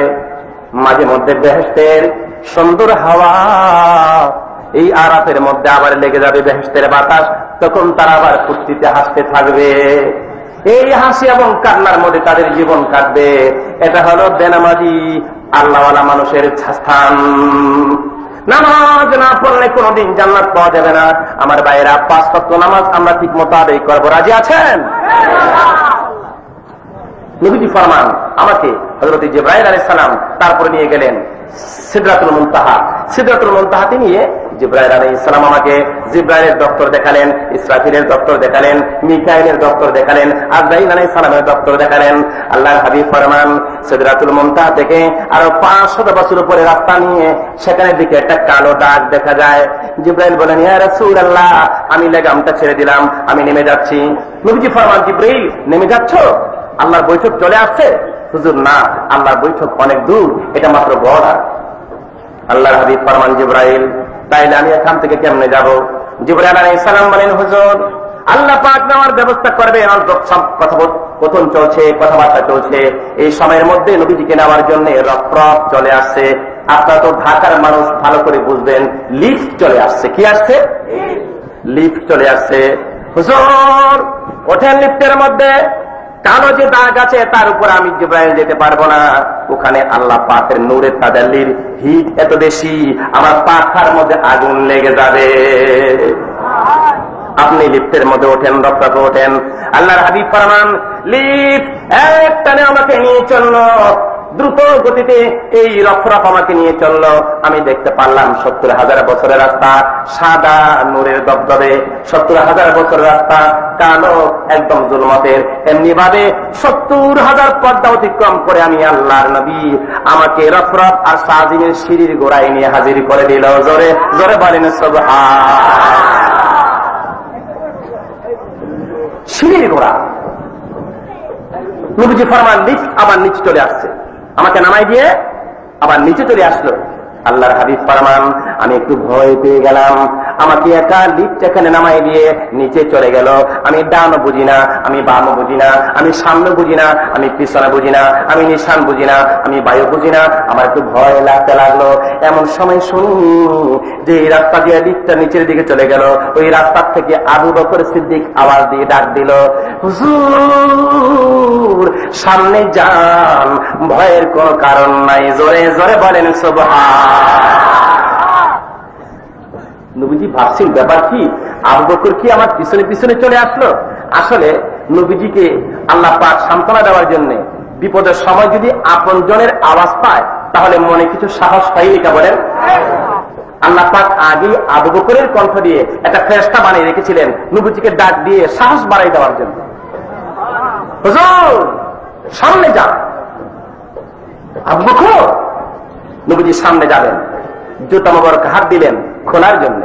নবীজি বাসছেন, হযরত মূসা কালিমুল্লাহকে তুর পাহাড়ে আল্লাহ ধমক দিয়েছিলেন, মূসা, আমার তুর পর্বতে তুমি এসেছো, ফাখলা আনা আলাইকা ইন্নাকা বিল ওয়াদিল মুকাদ্দাসি তুয়া, তোমার পায়ের জুতা খোলো, এই তুর পর্বতের ধুলাবাড়ি তোমার পায়ে লাগলে তুমি মূসার দাম বেড়ে যাবে।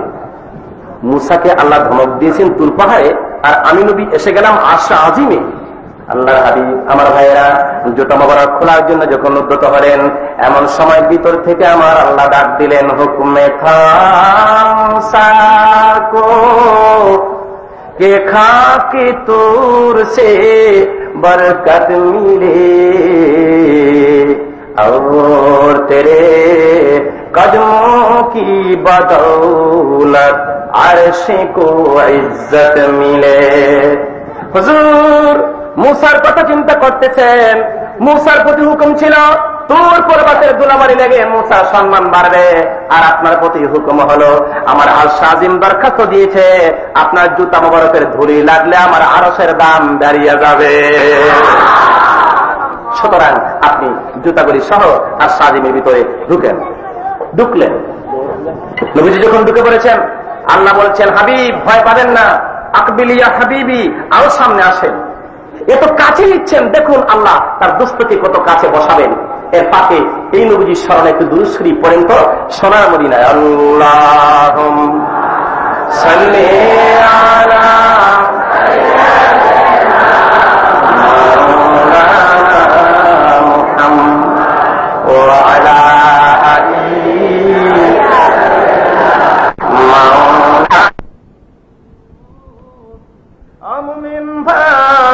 বসিয়া মুদেরি দুরুদ শোনেন নবীজি রওজা পাকে শুইয়া। আল্লাহুম্মা সাল্লি আলা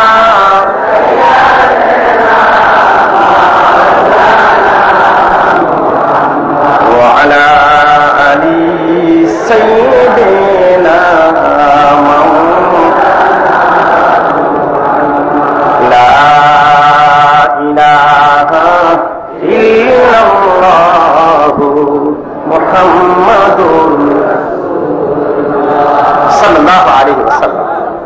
আল মুওয়াত্তা কিতাবে এসেছে, আল্লাহ হাবিব ফরমান রাআইতুল্লাহ রাব্বি আযজা ওয়া জাল্লা। নবীজিকে আল্লাহ পাক বলতেছেন আকবিলিয়া হাবিবি, আরো কাছে আসেন। নবীজি বলছেন আল্লাহ আমি আসতাম তো। আল্লাহ বলেন আও কাবা কাউসাইনি আও আদনা, ইয়া রাসূলুল্লাহ এত কাছে আসা হবে না, আপনি আরো কাছে আসেন। নবীজি ফরমান রাআইতুল্লাহ রাব্বি আযজা ওয়া জাল্লা, এত কাছে আমি আল্লাহ পাকের চলে গেলাম, আল্লাহ পাকের এত কাছে আমি চাক্ষুষ আমার আল্লাহকে দেখতেছিলাম। জোরে জোরে বলেন সুবহান। আমার ভাইরা, আল্লাহর হাবিব ফরমান ইয়া আল্লাহ এত উপরে দাওয়াত দিয়ে তুমি কাউকে আনো নাই, আমি এখন বিদায় হয়ে যাবো। ফাআওহা ইলা আবদিহি মা আওহা, যা বলার বলা হলো, যা দেওয়ার দেওয়া হলো। আল্লাহ গো আমি এখন চলে যাব, আমি তো আপনাকে দেখলাম, আমার উম্মত তো আপনাকে দেখলো না। আল্লাহ বলেন হাবিব দুনিয়াতে যত ইবাদত বন্দেগী দিয়েছি আমি জিবরাইলের মিডিয়া করে দিয়েছি, কোরআন মজিদ পর্যন্ত জিবরাইলের মারফতে আমি আল্লাহ দান করেছি। ইয়া রাসূলুল্লাহ আজকে মেরাজ শরীফে এনে এত সুন্দর একটা ইবাদত আপনারা হাতে হাতে আমি আল্লাহ ডাইরেক্ট আপনারা হাতে দিয়ে দেব, এটা হলো নামাজ। এটা কি প্রথম দিছিলেন 50 ওয়াক্ত। ফিরে যখন মুসা নবীর কাছে আসছে, মুসা নবী কয় আমার উম্মতের এক ওয়াক্তই ঠিক মতো পড়তে পারে নাই, আপনি আনছেন 50 ওয়াক্ত, আমাদের উম্মতরা কিয়ামত লাগাই ফারিব। আপনি আবার যান কমায় আনেন। এরকম আস্তে আস্তে কমাইতে কমাইতে 5 9 45 রাকাতে আনছেন। আবার যখন বেক করে আসছেন, মুসা কালিমুল্লাহ বলছেন কত রাকাত, কত ওয়াক্ত নামাজ? ও মুসা কালিমুল্লাহ এখন 5 ওয়াক্ত আল্লাহ বলেছেন। মুসা নবী বলছেন আপনি আন্দাজ নাই, আপনি বুঝতে পারবেন না, আমার উম্মতদেরকে নিয়ে আমি ট্রেনিং পাইছি, 5 ওয়াক্ত আদায় করতে পারবে না, আপনি আরো কমাই নিয়ে আসেন। আল্লাহর হাবিব ফরমান আরে ভাই মুসা কালিমুল্লাহ 9 বার গেলাম আল্লাহ পাকের কাছে নামাজ কমাবার জন্য, এবার যাইতে আমার শরম লাগে, আমি কেউ কিছু গিয়ে বলতে পারবো না। মুসা কালিমুল্লাহ বলেন শোনেন, কিছু বললেন না। এখন যখন যাবেন আল্লাহ পাকের কাছে, আল্লাহ যদি জিজ্ঞেস করে কেন আসছেন ইয়া রাসূলুল্লাহ, আপনি বলবেন আল্লাহ কেন আসছি, আপনি তো আলিমুম বিজাতিস সুদূর, আমি কিছু বলবো না, আপনি তো আমার মনের খবর জানেন। আপনি কিছু কইেন না, বলবেন আল্লাহ আপনি তো মনের খবর জানেন। আমার ভাইরা নবীজি চলে গেলেন। আল্লাহ বলেন ইয়া রাসূলুল্লাহ আবার কেন আসছেন? আল্লাহ গো মনের খবর তো তুমি জানো গো, আমি কিছু বলবো না। আল্লাহ বলেন শোনেন, আমি মনের খবর জানি আপনি যে জন্য আসছেন। আমি যে হুকুম করেছি 5 ওয়াক্ত নামাজই ঠিক থাকবে, তবে আমি রাকাত ওয়াক্ত কমাই দিলাম, রাকাত কমাই দিলাম, আমি সব ঠিক রেখে দিলাম। আজকে আপনার জন্য আমি একটা আইন পাস করে দিলাম, মান জাআ বিল হাসানাতি ফালাহু আশারু আমসালিহা। যে নাকি 1 টাকা দান করবে, একটা ইবাদত করবে, একটা নামাজ পড়বে, তার জন্য আমি 10 ওয়াক্ত নামাজের বরকত দিয়ে দিলাম। 5 ওয়াক্ত নামাজ পড়বে, তাহলে আরকান সহ আপনার উম্মতেরা 5-10 50 ওয়াক্ত নামাজ। নবীজি চলে আসলেন লিফট দিয়ে, আবার আস্তে আস্তে ওই কালো রেখার কাছে যেখানে জিবরাইল বসা ছিলেন ওখানে আসছেন। জিবরাইল বলছেন হুজুর এসে গেছেন? হ্যাঁ। কোনো কিছু হয়েছে? কথাবার্তা আলাপ সালাপ আদান প্রদান? হ্যাঁ। রাকাত কমছে কিন্তু সওয়াব হবে নাই। আর কোনো বলছে? হ্যাঁ। কি বলছে? আল্লাহ বলছে জিবরিল আমাকে বেহেশত দেখাই দেওয়ার জন্য। জিবরাইল আমিন বলছেন ইয়া রাসূলুল্লাহ এই মাত্র রেডিও মেসেজ আল্লাহ আমাকে দিয়েছে আপনাকে জান্নাত দেখাই দেওয়ার জন্য, আসেন আপনি বুরাকে চলেন। আমার ভাইয়েরা আল্লাহর হাবিবকে আবার বুরাকের মধ্যে নিয়ে আমার নবীজি কি বুরাকের মধ্যে চড়াইয়ে জিবরাইল আলাইহিস সালাম খুব দ্রুত রওনা করলেন। অনেকক্ষণ চলার পর একটা জায়গার মধ্যে নামাই দিলেন। আমার ভাইয়েরা নামাই বলেন হুজুর নামেন। নবীজি ফরমান কোথায় আসছি? দেখেন ইয়া রাসূলুল্লাহ সাইনবোর্ড পড়েন। কোথায় নেমেছেন? সাইনবোর্ড পড়েন। একটা সাইনবোর্ডের মধ্যে লেখা আছে দুনিয়াতে যে নাকি 1 টাকা দান করবে তার জন্যই আমার আল্লাহ 10 টাকার সওয়াব দিয়ে দিবে। দুনিয়াতে যে নাকি 1 টাকা মানুষকে কর্জে হাসানা দিবে আল্লাহ তার জন্য 18টা টাকার সওয়াব আল্লাহ তাকে দান করে দিবে। এই বিল্ডিং এর মধ্যে সাইনবোর্ড, এটা কার? হুজুর এই যে নাকি 1 টাকা দিলে 10 টাকা পায়, এই বিল্ডিংটা তার। আর পাশে জায়গাটা 1 টাকা দিলে হাওলাত দিলে 18 টাকার সওয়াব পাবে। এই বরকতওয়ালা মানুষের জন্য নবীজি বলেন জিবরাইল ভাই 1 টাকা দান করলে 10 টাকা দিবে, আর 1 টাকা হাওলাত দিলে 18 টাকার বরকত দিবে। হাওলাতের এত বড় সম্মান কেন? হুজুর ভিক্ষা যারা করে তারা শরম মনে রাখে না, যেখানে সেখানে চাইতে পারে। আর হাওলাত কারা চায়? কর্জা হাসানা কারা চায়? সম্মানী মানুষ অনেক সময় পয়সার জন্য বিপদে পড়ে যায়, একটা লোকের কাছে হাওলাত চায়। আল্লাহ বলেন এটা সম্মানী ব্যক্তির সম্মান, যে টাকা হাওলাত দিয়া সম্মান রক্ষা করে, আমিও তার সম্মান 18 গুণ বাড়াই দিলাম। যারা বলেন সুবহানাল্লাহ। কর্জা হাসানা বরকত 18 গুণ। কত গুণ? হাওলাত দিলে লাভ। অনেকে জানি মনে মনে করে হুজুর আপনি যে ওয়াজ করেন কর্জা হাসানা দিলে লাভ, হাওলাত দিলে লাভ। হাওলাত দিলে তো আর লোকটারে পাওয়া যায় না। পাওয়া না গেলে কি হবে? যারা হাওলাত দেয় তাদেরকে সে ওয়াজ আমল করতে হবে, যদি পয়েন্টে আবার এগুলি তাদেরকে আদায় করে দিতে হবে। আল্লাহর হাবিব ফরমান জিবরাইল আলাইহিস সালামকে নিয়ে আরো সামনে চলে গেলাম। সামনে যাওয়ার পরে গিয়ে দেখি সিঁড়ি থেকে নেমে বিরাট একটা খাম্বা দেখা যায়। জিবরাইল কিসের খাম্বা এটা? হুজুর এটা হলো বেহেশতের একটা সুন্দর খাম্বা। নবীজি ফরমান এত সুন্দর। জিবরাইল রে ও ভাই তুমি কি এই বেহেশতের মধ্যে আর কোনো সময় আসছিলা? ইয়া রাসূলুল্লাহ আপনার আগে আমি আর একবার আসছিলাম।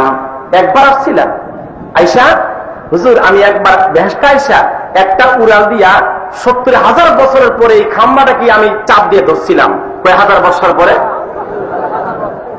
খাম্বার মধ্যে চেপে ধরে আল্লাহকে ডেকে বলছিলাম আল্লাহ তোমার জান্নাতে আর খাম্বা আসেনি? আল্লাহ বলেন জিবরাইল বলো কি এই মাত্র একটা খাম্বা ধরছো, এমন আরো 70,000 খাম্বা আছে।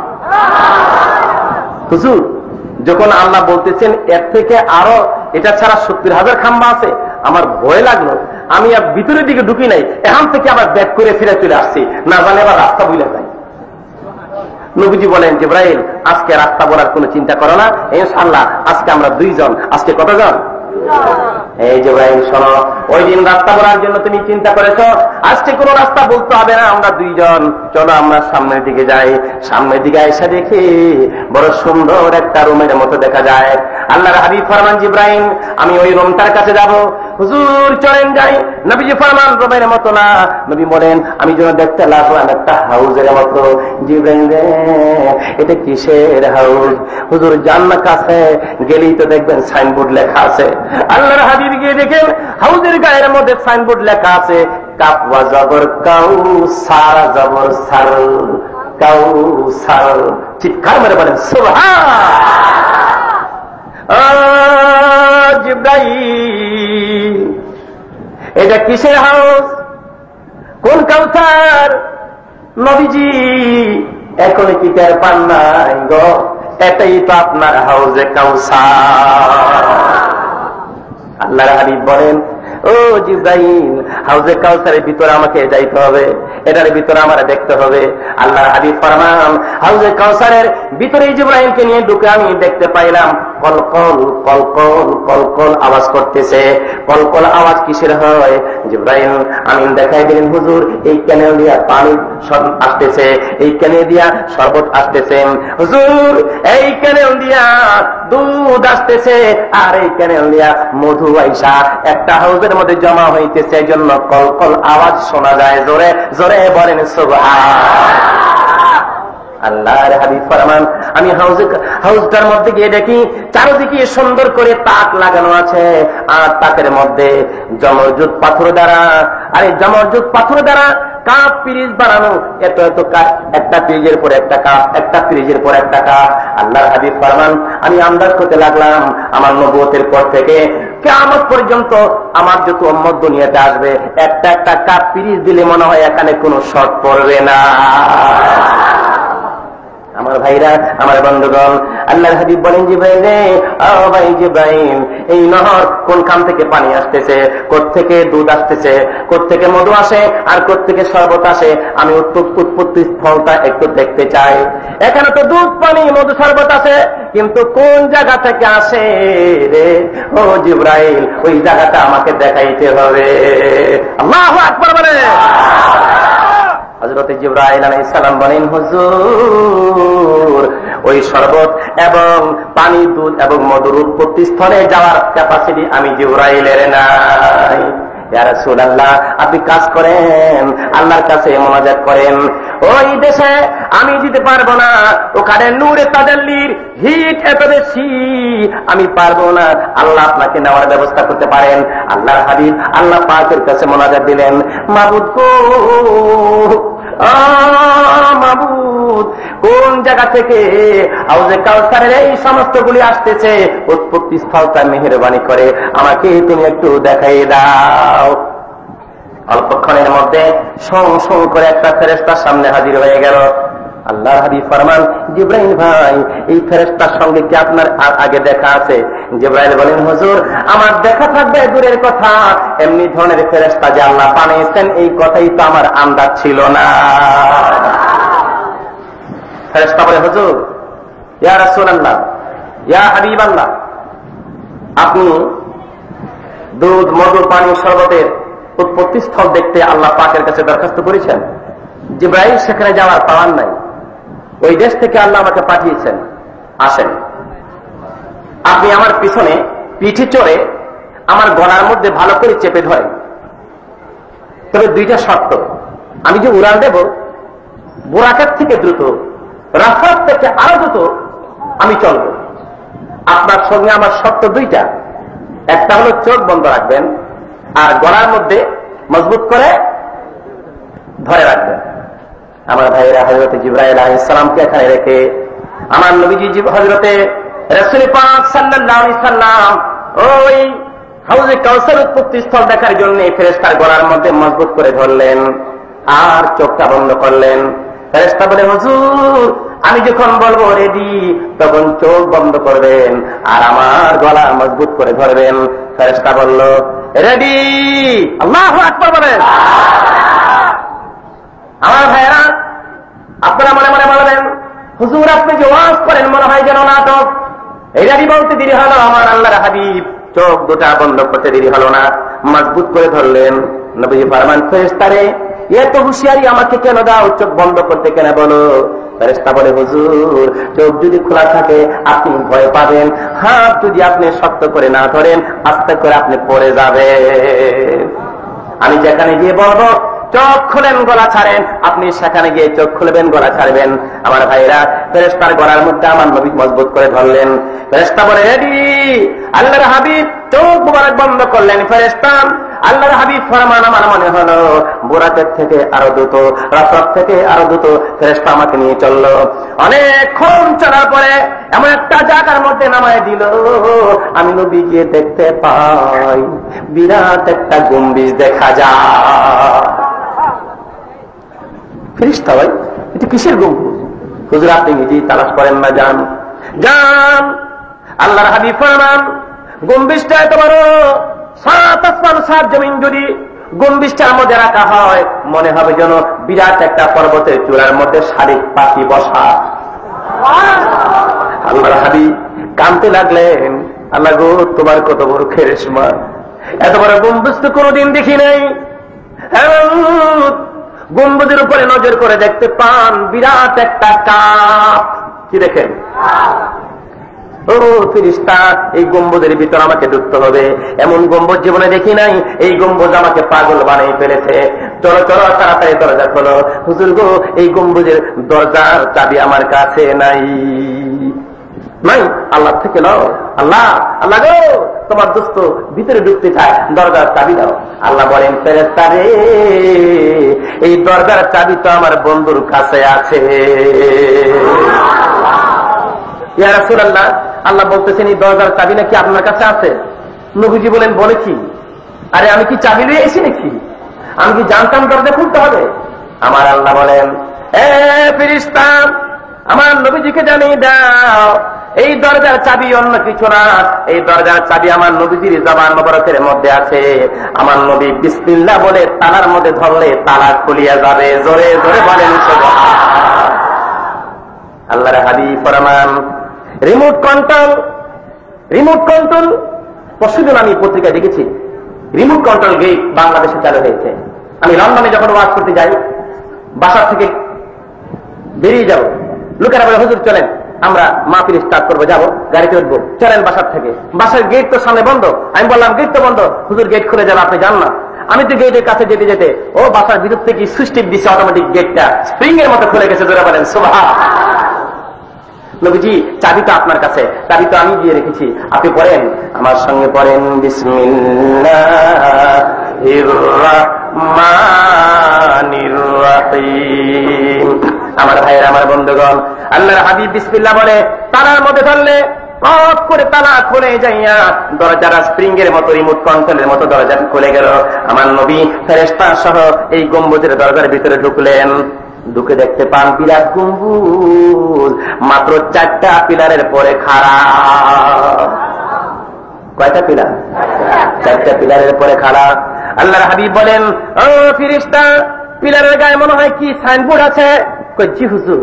চলো আমাকে নিয়ে চলো, আমি সাইনবোর্ড দেখবো। গিয়া দেখে একটা পিলারের মধ্যে লেখা বিসমুন। কি লেখা? বিসমুন। আরো কাছে গিয়া দেখে বিসমুনের শেষ অক্ষর মিম, মিমের ল্যাঞ্জার থেকে পানির নহর কল কল রবে চালু হয়ে যায়। যতই নিচে যায় চালু হয়ে যায়, যতই নিচে যায় মোটা হয়ে যায়। ফেরেশতা বলে, হুজুর, ওই যে হাউজের মধ্যে দেখছেন পানি পড়ে, এই মিমের মাথার থেকে এখান থেকে পানি যায়। ফেরেশতারে ওই খাম্বার কাছে নিয়ে যাও। 2 নম্বর খাম্বার কিনারে গিয়ে দেখে খাম্বার মধ্যে লেখা বিসমিল্লাহ, আল্লাহ। প্রথমটাতে বিসমুল আর দ্বিতীয়টাতে আল্লাহ। আল্লাহর যে শেষ অক্ষরটা হে, হে ত্রিভুজ থেকে, ত্রিভুজের মাথা থেকে দুধের নহর, হের ভিতর থেকে কলকলরবে চালু হয়ে গেছে। যতই নিচে যায় জুড়ে জুড়ে যায়, যতই নিচে যায় মোটা হয়ে যায়। ফেরেশতা বলে, হুজুর, ওই যে জিবরাইলকে নিয়ে হাউজে কাউসারে দুধ দেখেছিলেন, এই হে শব্দের ত্রিভুজ থেকে দুধ এখান থেকে আল্লাহ পাঠায়। জোরে জোরে বলেন সুবহানাল্লাহ। সহিহ হাদিস। আল্লাহ বলেন, নবীজি ফরমান, আল্লাহ পাক দুধকে পছন্দ করেন। আল্লাহ যদি কোনো কিছু খাইতেন তাহলে আল্লাহ দুধ খাইতেন। কি খাইতেন? যদি আল্লাহ কোনো কিছু খাওয়া দাওয়া করতেন, পান করতেন, তাহলে কি পান করতেন? আবার ওয়াজ টেস্ট লাগাই দিয়েন না যে পীরজাদা শফিকুল ইসলাম হুজুর বলছে আল্লাহ নাকি দুধ খায়।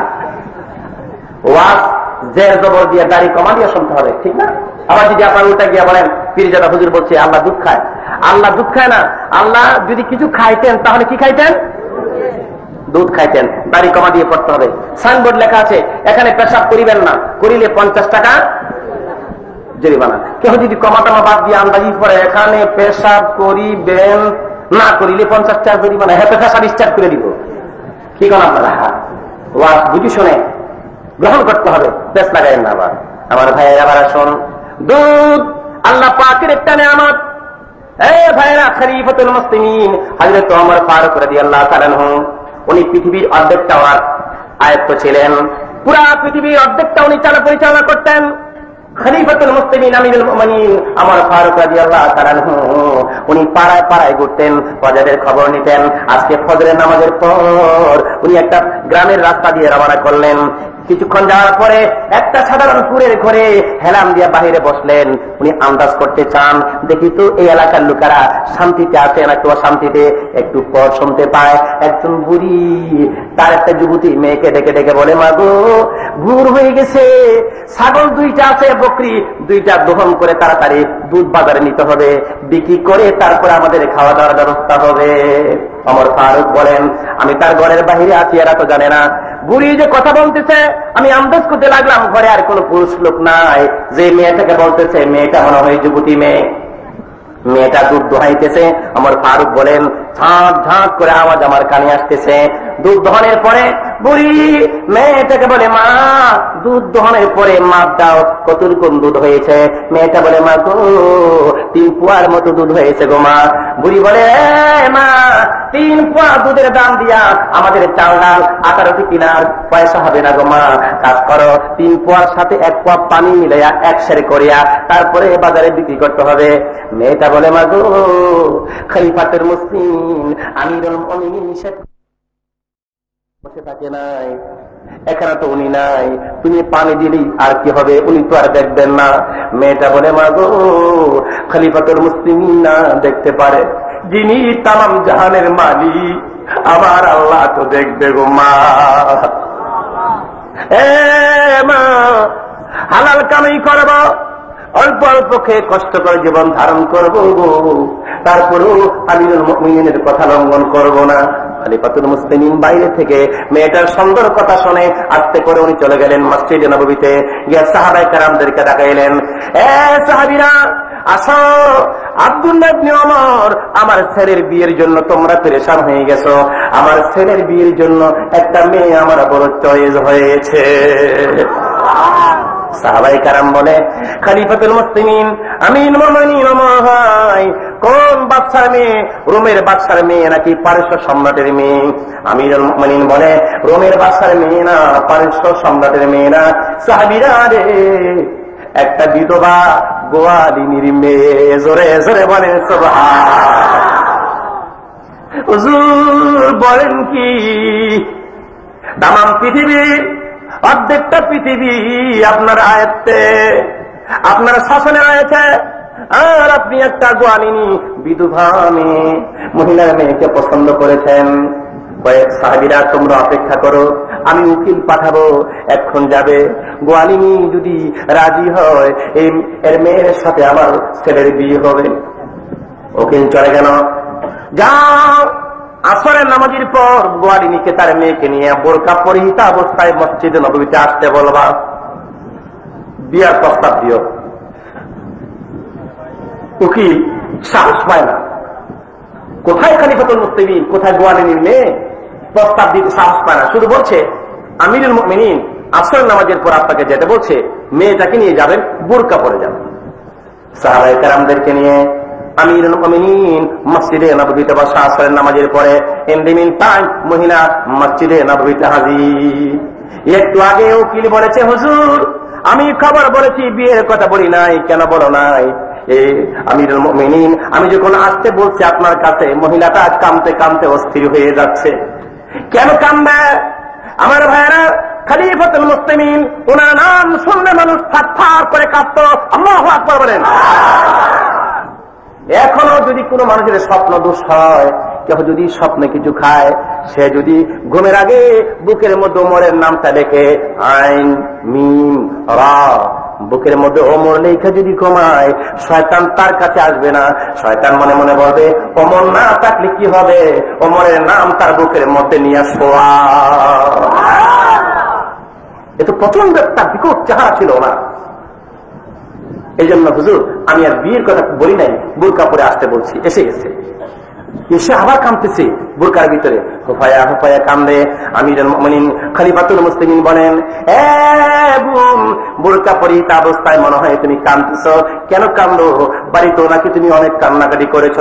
বলে, হুজুর আমি কান্দি, নাম শুনিয়েছি ওমর, কোনদিন জীবনে দেখি নাই। হুজুর বোরকা পাতলা কাপড়, আপনার চেহারা দেখা যায়, আপনার চেহারা দেখা আবার কলিজাটা শুকিয়ে গেছে। হুজুর কি অন্যায় করেছি গো, আমার বিচার করেন, কেন আমাকে খবর দিয়েছেন? আমিরুল মুমিনিন বলেন, ও গোয়ালিনী বিধবা মহিলা, আমি খবর দিয়েছি তোমাকে কোনো অন্যায়ের বিচারের জন্য নয়। যার চেহারা দেখে তুমি ভয়ে কাঁপতেছ, আল্লাহ যদি হুকুম হয় উনি হবেন তোমার বেয়াই সাহেব। যার চেহারা দেখে তুমি কাঁদতেছো আর থারথার করে কাঁদতেছো, আল্লাহ যদি হুকুম থাকে উনি হবে তোমার কি?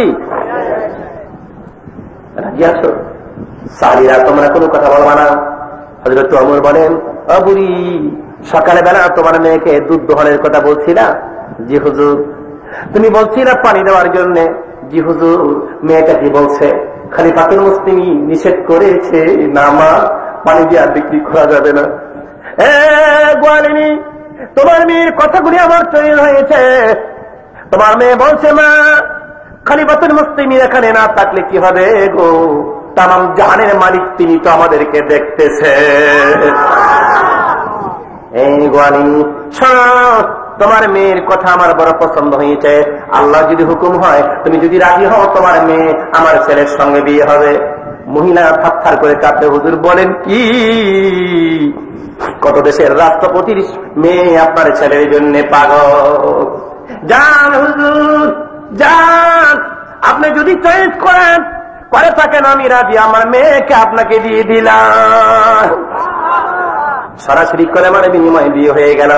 ওমর বলেন, আব্দুল্লাহ রে, ও আমার সন্তান, তোমার শাশুড়িকে নিয়ে বাড়িতে যাও। আর ওমর বলেন, এ সাহাবীরা তোমরা বসো, কারণ হলো আমার নবী বলেছেন, আউলিন আউবি সাতিন, বিয়ার ওলিমার খাবার কিছু যদি না থাকে, অন্তত একটা বকরি জবাই করে হইল খাওয়াইও। আউবি তামারিন, বকরির পয়সা যদি না থাকে, অন্তত কিছু খেজুর দিয়ে হইলে বিবাহের পরিমাণ খাওয়ান খাওয়াই দিবা। সাহাবীরা রে, আমি তো খলিফাতুল মুসলিমিন, বকরি কিনার পয়সা তো আমার কাছে নাই। শোনা, বকরির পয়সা আমি ওমরের নাই। তাহলে শোনো, একদম খালি যাবে না। নবীজি বলেছেন, আওবি তামারিন, বকরির পয়সা যদি না থাকে তাহলে খেজুর দিয়েও তোমরা মেহমানদারি করবা। খেজুরের জন্য পাঠাইছি। নবীজি বলেছেন, ও সাহাবীরা, দুনিয়ার সমস্ত খাবার তোমরা শান্তিভাবে খাইবা, শান্তভাবে, আর বিবাহের ওলিমার খাবার খাইবা তোমরা লাফালাফি করিয়া। জোরে বলেন সুবহান। নবীজি বলছেন, সব খাবার তোমরা শান্তি মতো খাবা, আর বিবাহের ওলিমার খাবার খাবা লাফালাফি ফাড়াফাড়ি করিয়া, নাচানাচি করিয়া খাইবা। আমি খেজুর আনলে ছিটিয়ে দেবো, তোমরা একজন আরেকজনকে ধীরে ধীরে নিয়ে যাইবা। আমার ভাইরা তোমার ফারুক খেজুর ছিটিয়ে দিলে আমার ভাইরা এক সাহাবী একটা নিয়ে আরেকজন থেকে টান দিয়ে নিয়ে যায়, আরেক সাহাবী মুখে দিয়ে আরেকজন মুখ থেকে টান দিয়ে নিয়ে যায়। আল্লাহু আকবার বলেন।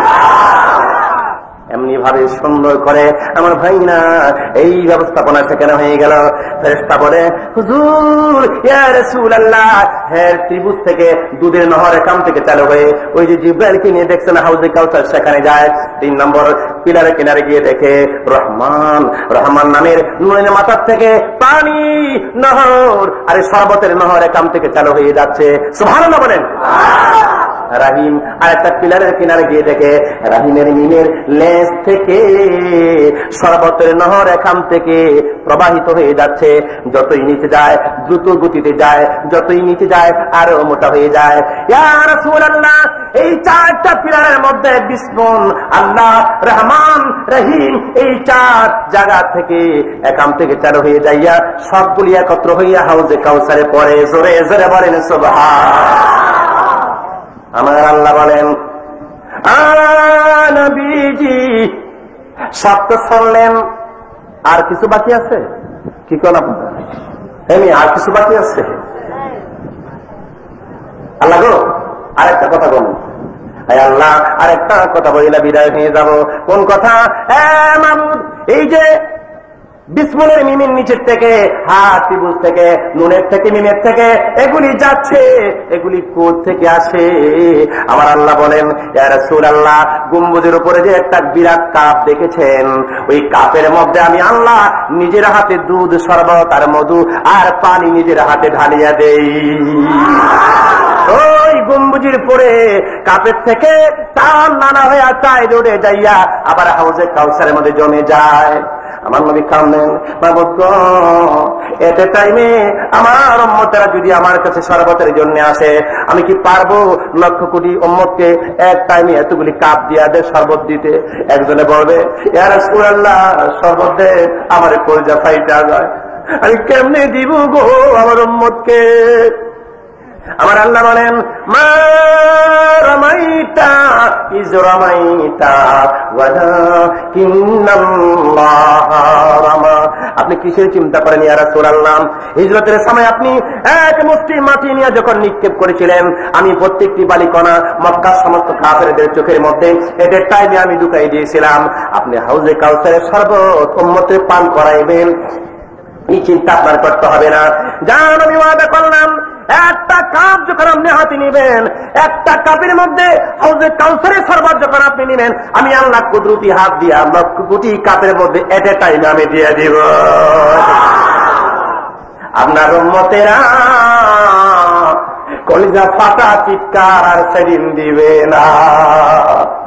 আপনার সন্তানগুলি আমি নিয়ে এসেছিলাম, আর ওই দিন দেখবেন আপনার কত কত লক্ষ কোটি রুহানি সন্তানেরা আপনার কাছে শরবতের জন্য আসবে। সেদিন দেখবেন আপনি কত খুশি হয়ে যাবেন। ইন্না আতাইনাকাল কাউসার, আল্লাহর জন্য নামাজ পড়ো, ওয়ানহার কুরবানি করো। হুজুর, কোন চিন্তা করবেন না, আপনি লেজ কাটা না। ইন্না শানিআকা হুয়াল আবতার, প্রকৃতপক্ষে আপনার দুশমনার হইল এরা লেজ কাটা।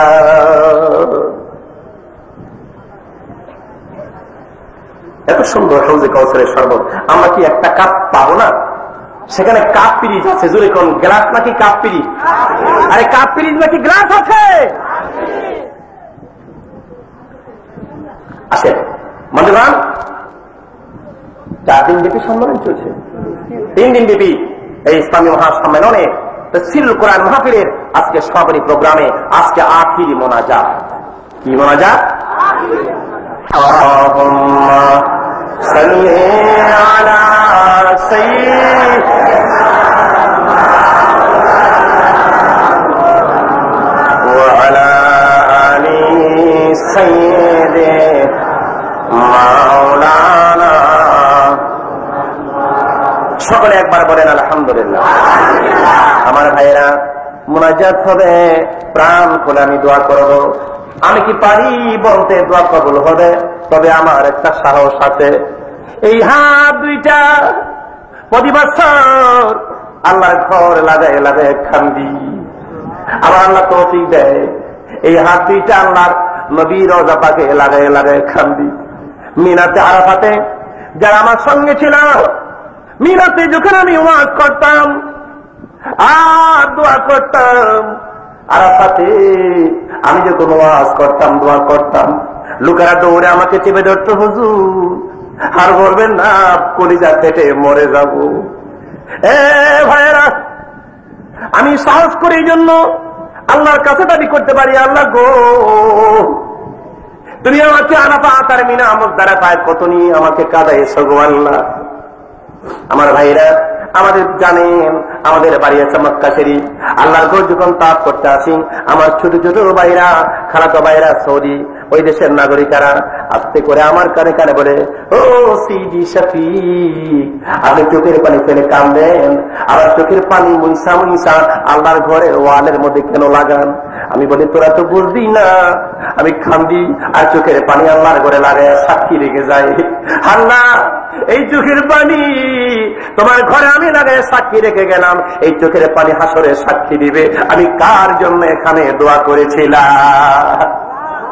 আমি তো আপনাদেরকে বলি না, আরাফাতে বলি না, মিনাতে বলি না, মুজদালিফাতে বলি না, মদিনাতুল মুনাওয়ারা কাবুলিতের জায়গাগুলিতে হাত তোলে তোলে যখন দোয়া করতাম আর বলতাম, আল্লাহ গো, আমি যদি লন্ডন যাই, আমি যদি আমেরিকা যাই, আমি যদি ভারত যাই, বাংলাদেশে যাই, পীরজাদা শফিকুল ইসলামের নাম শোনে চল যাই ফাতেহাবাদ দরবার শরীফের পীর সাহেব কেবলার সাহেবজাদা আসতেছে, পীরজাদা হুজুর মাহফিলে যাবো।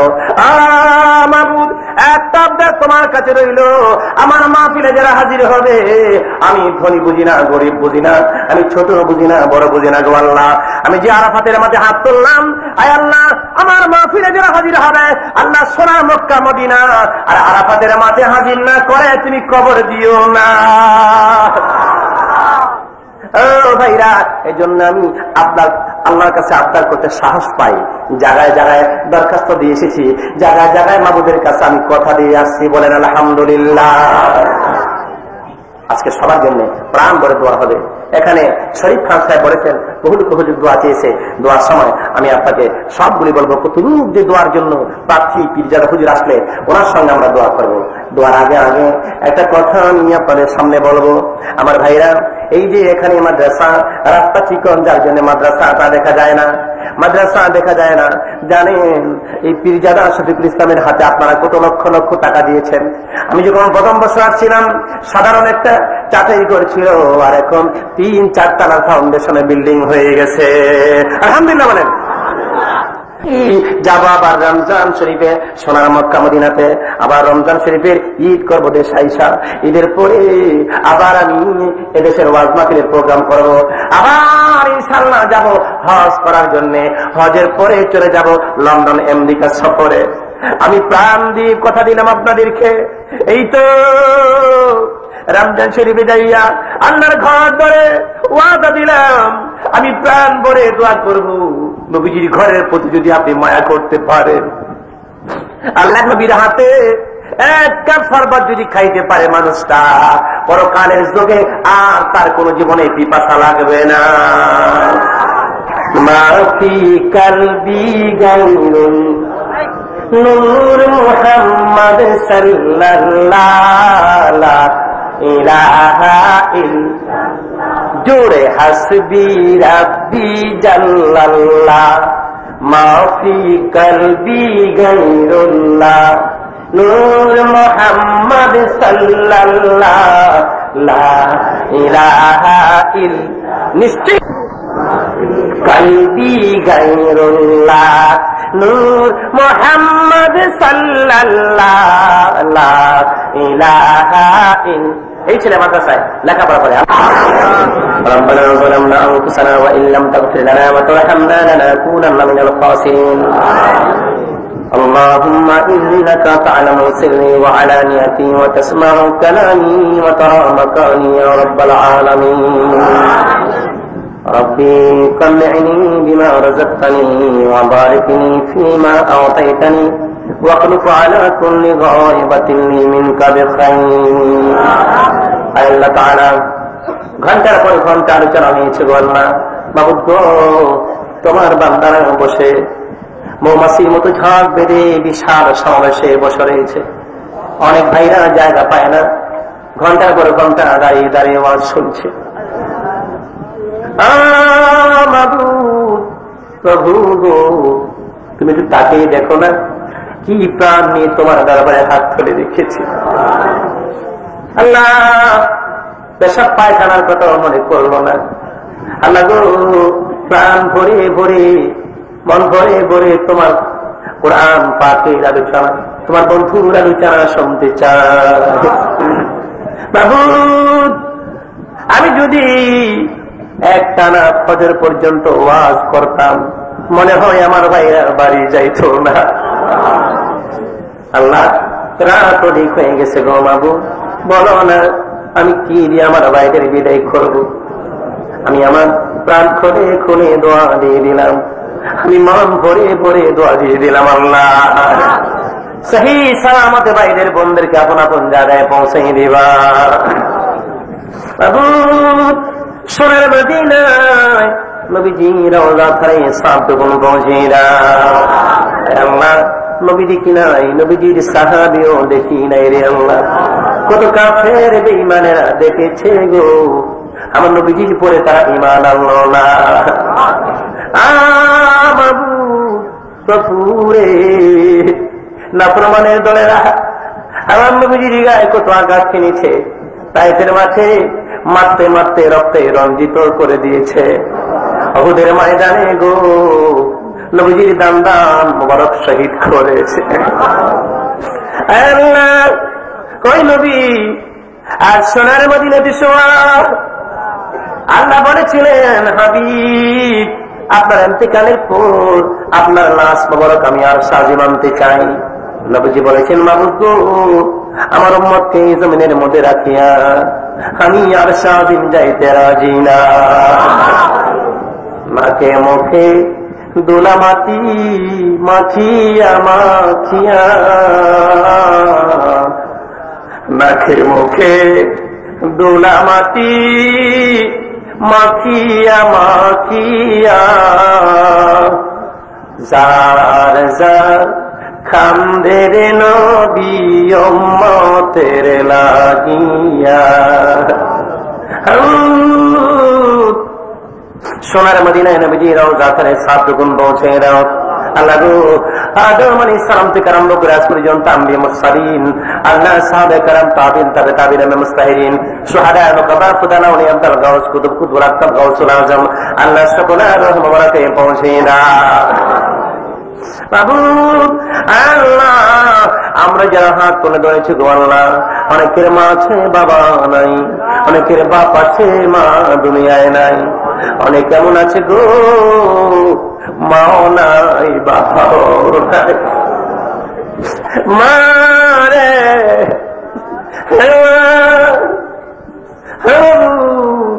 বহু জায়গায় ওয়াজ করতে যাই, আর লোকেরা কান্দে, হুজুর এই ছেলের পিছনে জীবনে কত কষ্ট করলাম, আজকে ছেলে আমাদের কথা মানে না, মেয়ে আমাদের কথা মতো চলে না, এরা আমাদের ধমক দেয়। এই যুবক, যুবক কাগজ কলম নাও রে, লেখে রাখো তোমার মা আর তোমার বাপ, তোমার ব্যবহারে যদি রাগ হইয়া যায়, লেখা রাখো তুমি যত আমল করো না কেন তোমার আমলের মধ্যে আগুন লাগিয়া যাবে। বললে চলবে তোমার?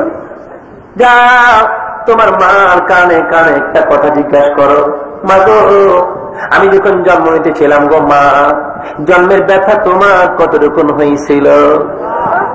আমার যুবক ভাইরা, এই মার মনে ব্যথা দিও না। বাপ 24টি ঘন্টা তোমার আমার জন্য খাটাখাটনি করছে, দিনেও তো ঘুমায় না, রাত্রে বিছানায় ছিল, বাবার ঘুম আসে না। যুবক, তোমার মা জন্ম দেওয়ার সময় গইরেছে মা, মা ডানে চায় বামে চায়, তোমরা কারা গো আমার মাথায় পানি দাও, আমি আর বাঁচবো না, আমার হাতে ছুরি দাও, আমি প্রসব ব্যথা সইতে পারি না। আমার ভাইরা, মায়ের পেটে সন্তান 3 অবস্থায় থাকে, প্রথম 3 মাস ধারণ অবস্থায়, দ্বিতীয় 3 মাস রুকুর অবস্থায়, আর তৃতীয় 3 মাস সেজদার অবস্থায়। দুনিয়াতে আসার সময় হয়ে গেলে আল্লাহ বলেন, ফেরেশতা এই বাচ্চাকে ধাক্কা মেরে তার মাথা নিচের দিকে বের করে দাও। যুবক, তোমার আমার মা, আমাদের মাথা যখন ফেরেশতা নিচের দিকে ধাক্কা মারে, আমাদের 2টা পা উপরে যাইয়া আমার মা দক্ষিণীর কলিজায় লাথি লাইগা যায়।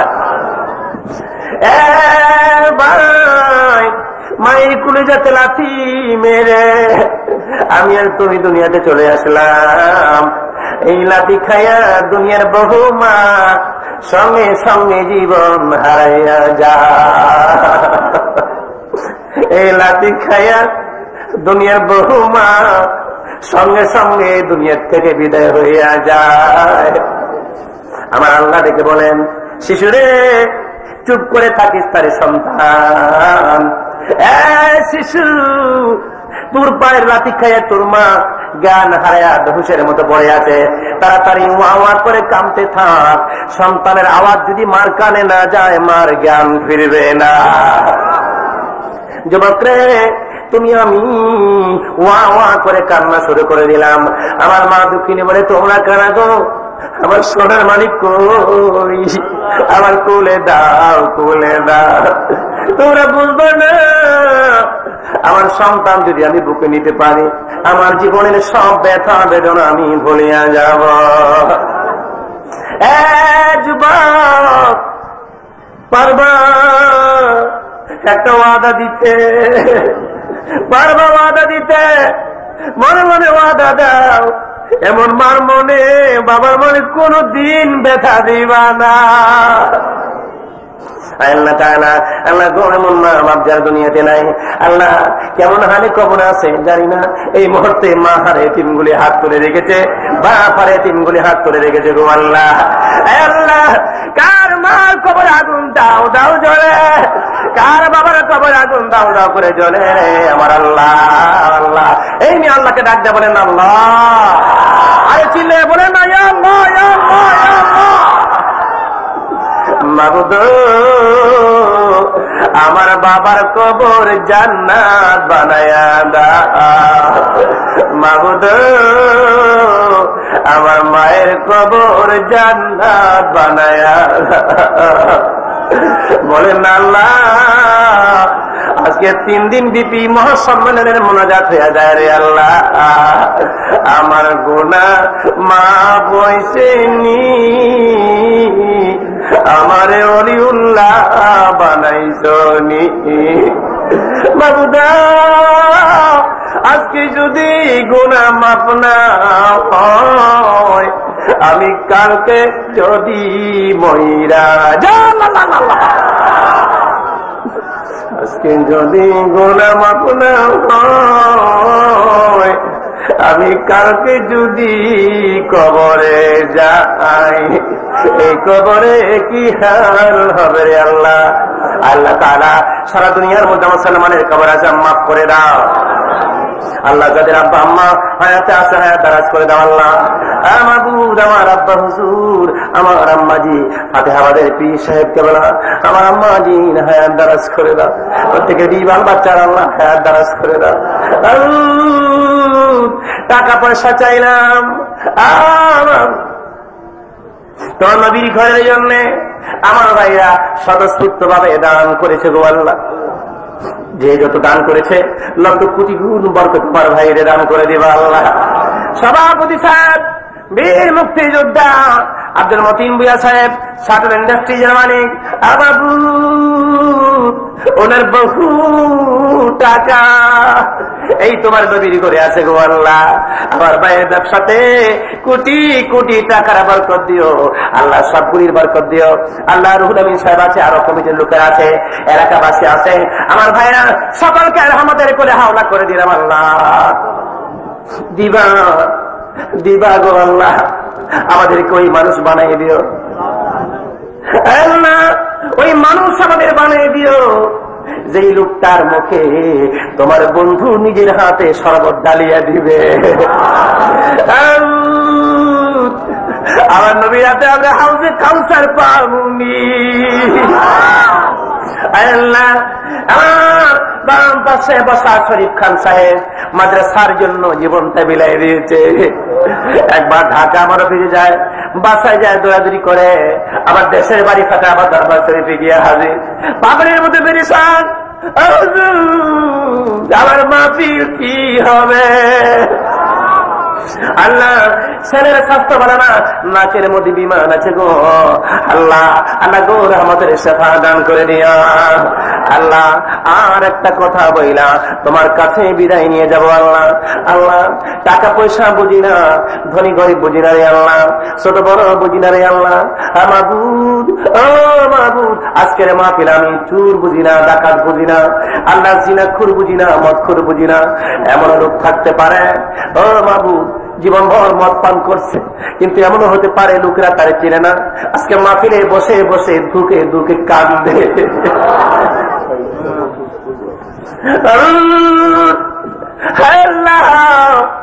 আজকের মাহফিলে চোর ডাকাত হাইজেকারে বুঝি না আল্লাহ, মদখুর বুঝি না, পাহাড় পর্বত পরিমাণ গুনাহগার বুঝি না। এই মুহূর্তে আমি হতভাগার সঙ্গে যারা হাত দুইটা তুলে রাখছে আল্লাহ, মেয়ে লোক পুরুষ বুঝি না, নবতির দরজা বন্ধ রেখেছ, অলিউল্লাহর দরজাটা তো তুমি খোলা রেখেছ আল্লাহ। এই মুহূর্তে যারা হাত তুলে রেখেছে আল্লাহ, একটা দাবি রইল, এই মুহূর্তে তুমি আমাদের সকলকে অলিউল্লাহ বানিয়ে দাও। সাহেব সাহেবের স্বাস্থ্য ভালো না, এমনি করে কত রোগ অসুস্থ অবস্থায় পড়ে রয়েছে গো আল্লাহ, রহমতের শেফা দান করে দিও।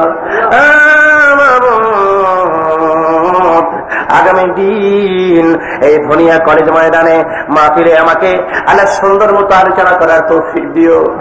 কালকের মাহফিলে আমার ভাইদেরকে সেখানে আসার ব্যবস্থাটুকু তুমি করে দিও। যার মনে যত অনেক বাসনা, আমি তো মনের খবর জানি না, তুমি তো আলিমুম বিজাতিস সুদূর। আল্লাহ তাআলা কার মনে কি নেক বাসনা জানি না, আল্লাহ মেহেরবানি করে নেক আশা পূরণ করে দাও।